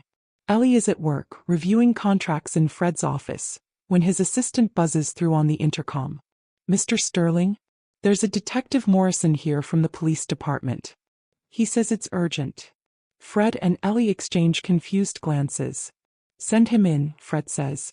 The detective who enters is middle-aged, professional, his expression carefully neutral. Mr. Sterling, Miss Chen.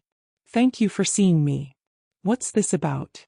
Fred asks, his body language shifting subtly into protective mode. We've received a complaint alleging that Miss Chen has been engaging in parental alienation with Lucas Blackwood. Morrison pulls out a file.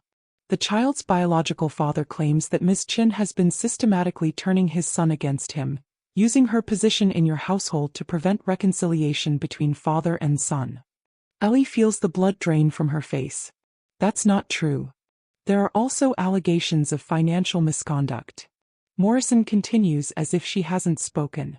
Mr. Blackwood claims that during your time in his household, Miss Chen embezzled funds from his personal accounts.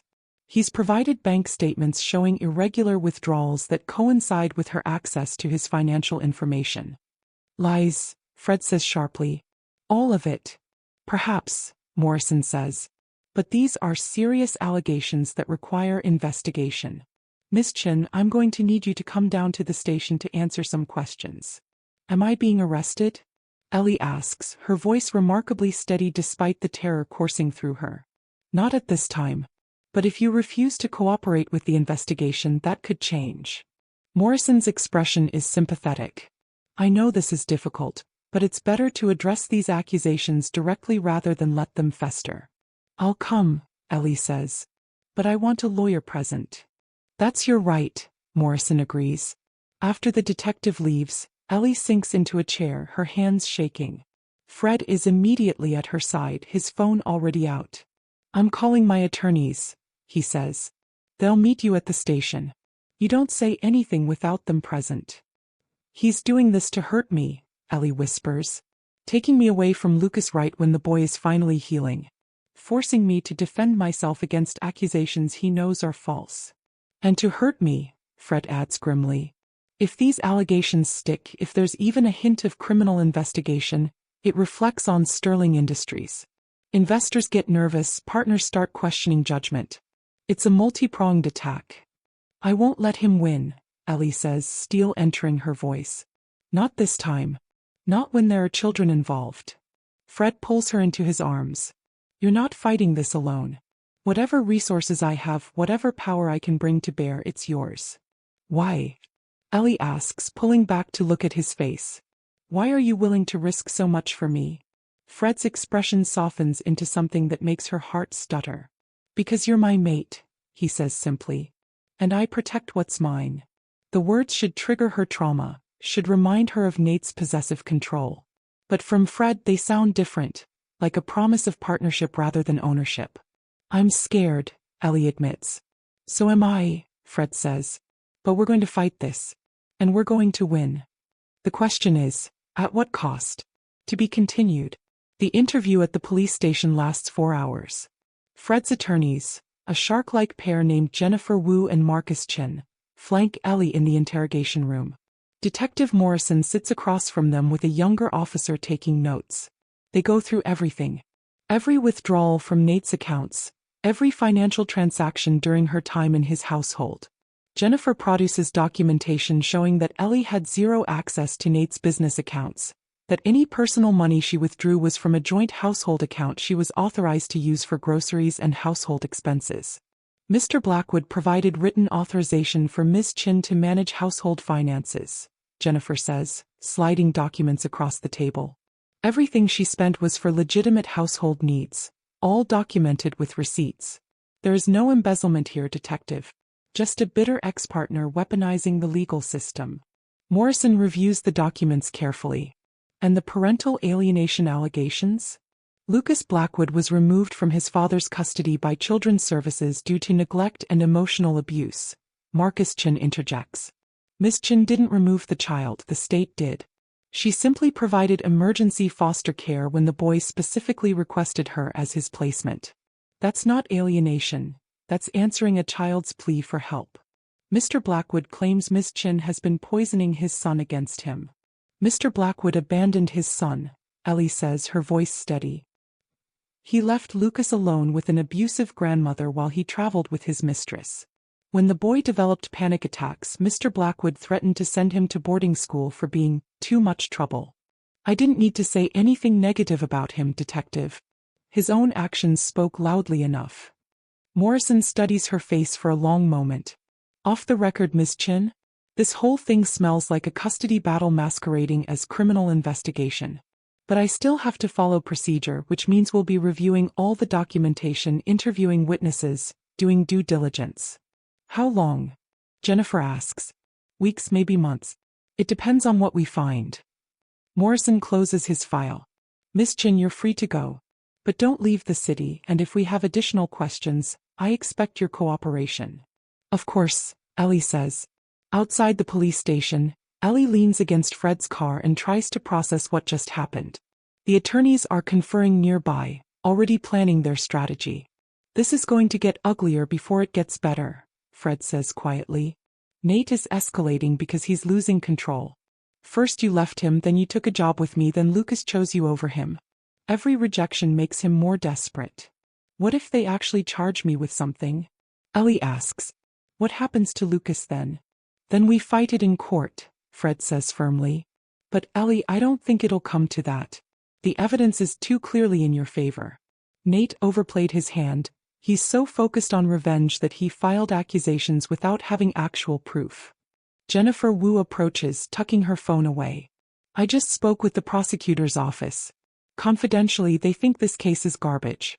But they can't dismiss it without completing the investigation, or they look like they're playing favorites for Sterling Industries.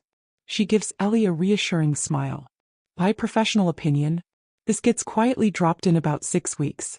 In the meantime, document everything. Every interaction with Lucas, every expense, every conversation. We want an airtight record. What about Lucas? Ellie asks. Can Nate use this to get him back? Not likely, Marcus says. Children's Services has their own investigation showing neglect. Criminal accusations against you don't erase the evidence of his parenting failures. If anything, this desperate attack makes him look worse, like he cares more about punishing you than actually wanting his son back. But as they drive back to Fred's house, Ellie can't shake the feeling that Nate has more moves to make. Men like him don't accept defeat gracefully.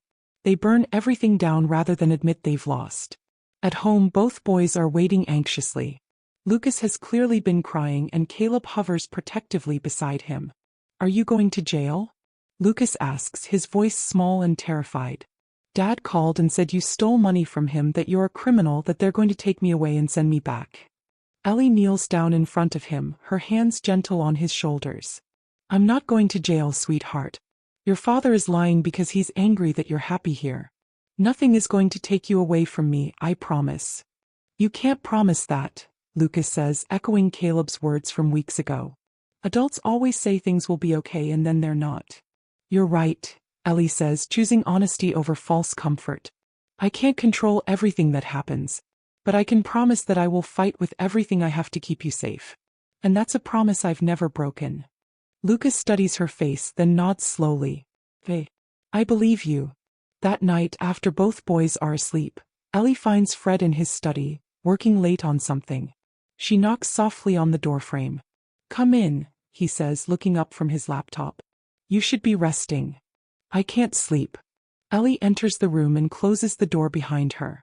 Fred, I need to ask you something, and I need you to be completely honest with me. Always.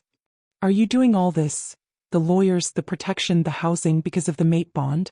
Because you feel obligated by some biological imperative? He takes a breath. Or is there more to it? Fred closes his laptop and stands, moving around the desk to stand in front of her. In the soft lamplight, his eyes look almost silver. The mate bond is real, he says quietly. I feel it every time you're near me, pulling me toward you like gravity. But Ellie, that's not why I'm doing this. Then why? Because when I look at you, I see a woman who has survived hell and chose kindness anyway. I see someone who loves broken children back to wholeness, who stands up to bullies, who rebuilds herself from ashes. Fred's hands cup her face gently. I see the person I want beside me for the rest of my life. Not because fate decided it, but because I'm choosing you. Every day I'm choosing you. Ellie's breath catches. I'm choosing you too, she whispers. I think I have been for weeks now. I was just too scared to admit it. And now I'm still scared, Ellie admits. But I'm tired of letting fear make my decisions. She rises on her toes and kisses him. It's tentative at first, testing, questioning. Then Fred's arms wrap around her waist and he pulls her closer, deepening the kiss, and something inside Ellie ignites. This is nothing like kissing Nate. This is fire and safety combined, passion built on respect, desire rooted in genuine connection. The mate bond sings between them, confirming what her heart already knows. This is right. This is real. This is home. When they finally break apart, both breathing hard, Fred rests his forehead against hers. I love you, he says simply. I know it's fast, I know the timing is terrible, but I love you, Ellie Chen. And I'm done pretending I don't. I love you too, Ellie replies and feels the truth of it resonate through her entire body. God help me, I love you too. They stand there in the quiet study holding each other, and for a moment the world outside, with its accusations and investigations and bitter enemies, fades away. There's just this. Just them. Just love blooming in the ruins of her old life. But tomorrow will bring new challenges. And Nate Blackwood is far from finished. The next attack comes through Clara. Ellie is picking up both boys from school 2 days later when Clara appears in the parking lot. She's immaculately dressed as always, her blonde hair perfect, but there's something manic in her eyes. Ellie. Clara calls out, her voice carrying across the parking lot. We need to talk. Ellie's first instinct is to get the boys in the car and drive away.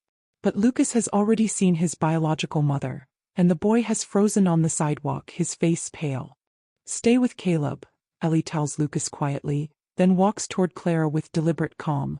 What do you want? I want my son back, Clara hisses, low enough that other parents can't hear. You have no right to keep him from me. Children's Services placed him with me, Ellie says evenly.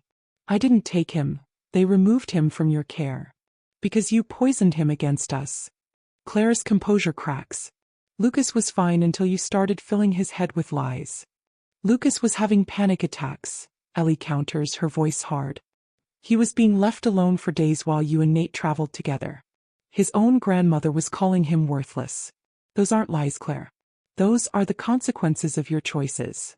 You self-righteous bitch, Clara spits. You think you're better than me? You're nothing. You were always nothing. Just a convenient placeholder until I was ready to take my rightful place.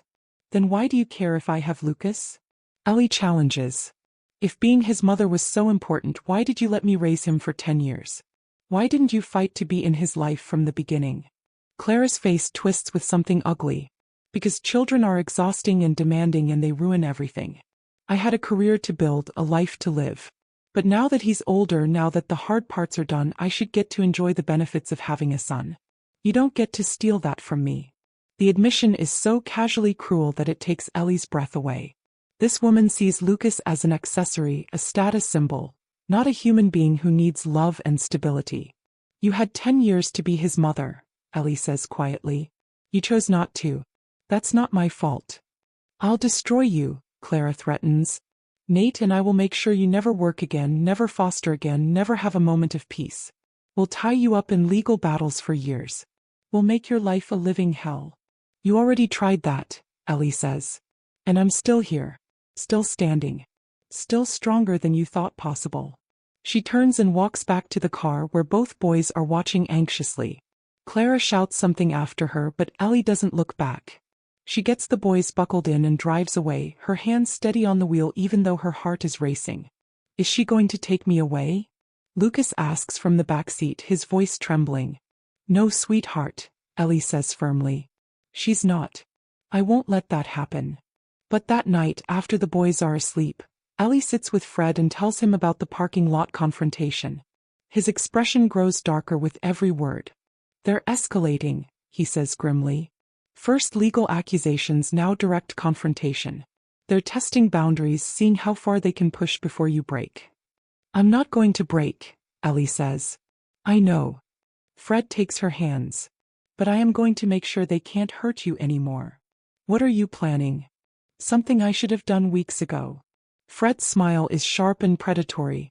I'm going to use every resource at my disposal to investigate Nate Blackwood and Clara Chen. If they have secrets, and men like Blackwood always do, I'm going to find them.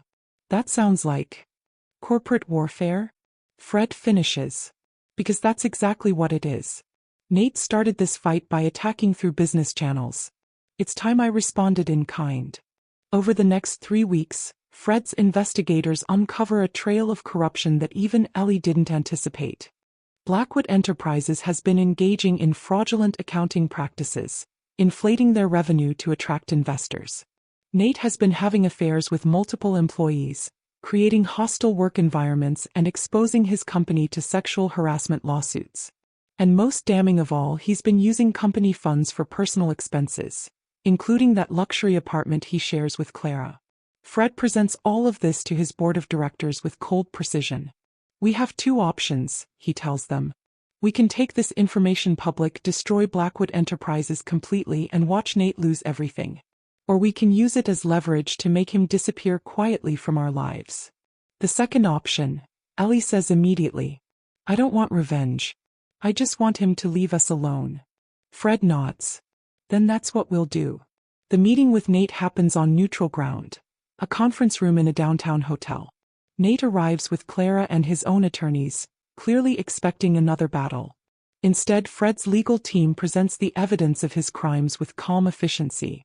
Ellie watches the color drain from Nate's face as he realizes the extent of what they've uncovered. Beside him, Clara looks genuinely frightened for the first time since Ellie has known her. Here's what's going to happen, Fred says, his voice carrying absolute authority.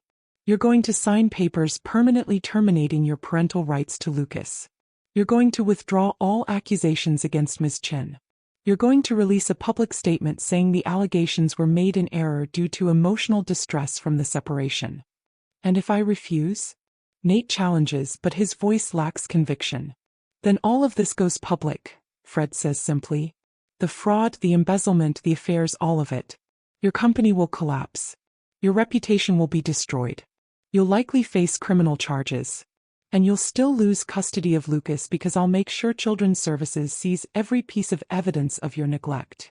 You're blackmailing me, Nate says, his face twisted with rage. I'm giving you an out, Fred corrects. You walk away clean, start over somewhere else, and in exchange you leave my family alone. That's more mercy than you showed Ellie when you were using her. My family. The words send warmth flooding through Ellie's chest. Fred claimed her, claimed Lucas, claimed all of them as his to protect. Nate looks at Clara, who nods almost imperceptibly. They're trapped and they know it. Fine, Nate spits. I'll sign your papers. But you're making a mistake, Sterling. That boy is going to grow up knowing his real father didn't want him. That's going to destroy him eventually. No, Ellie says, speaking for the first time. He's going to grow up knowing that his real father chose career and pride over love. And he's going to be grateful that he found a real family before it was too late. She stands, done with this confrontation, done with these people who tried to break her. Goodbye, Nate. I'd say it was nice knowing you, but we both know that would be a lie. As she walks out of the conference room, she feels 10 years of chains falling away. She's free.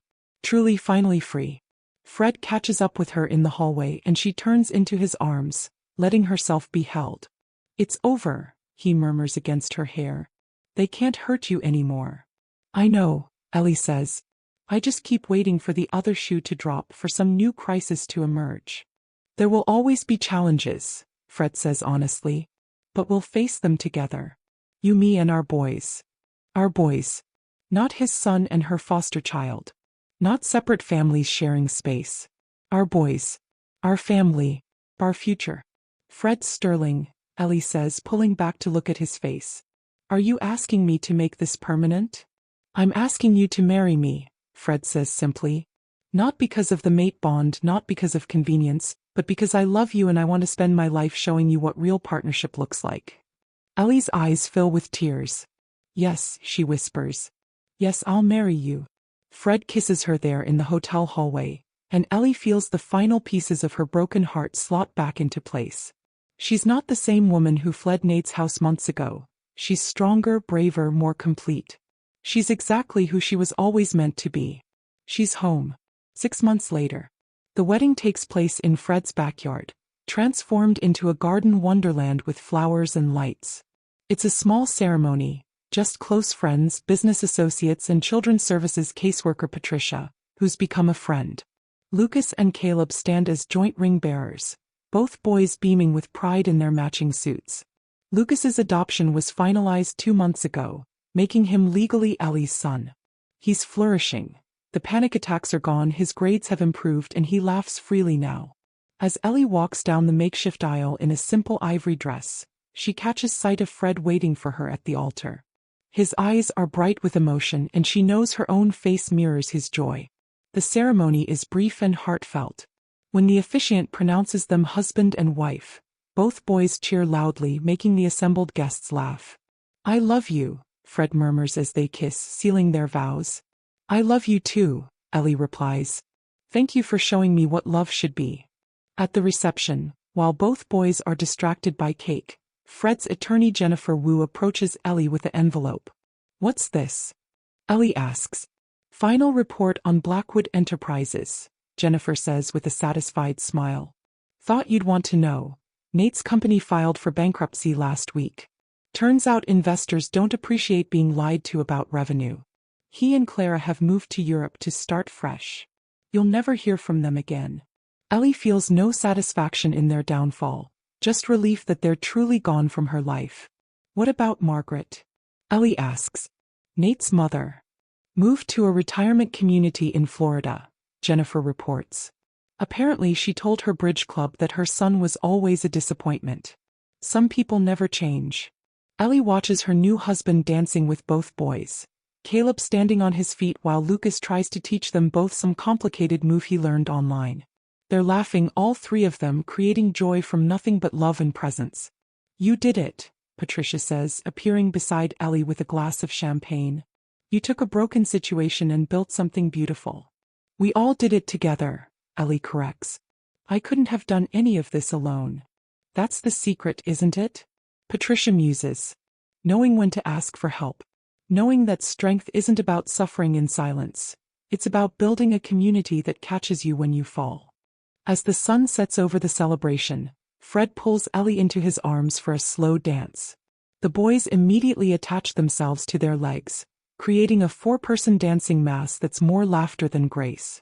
"This is perfect," Ellie murmurs, her heart so full it feels like it might burst. "This is just the beginning," Fred promises. "We have the rest of our lives to build even more perfect moments."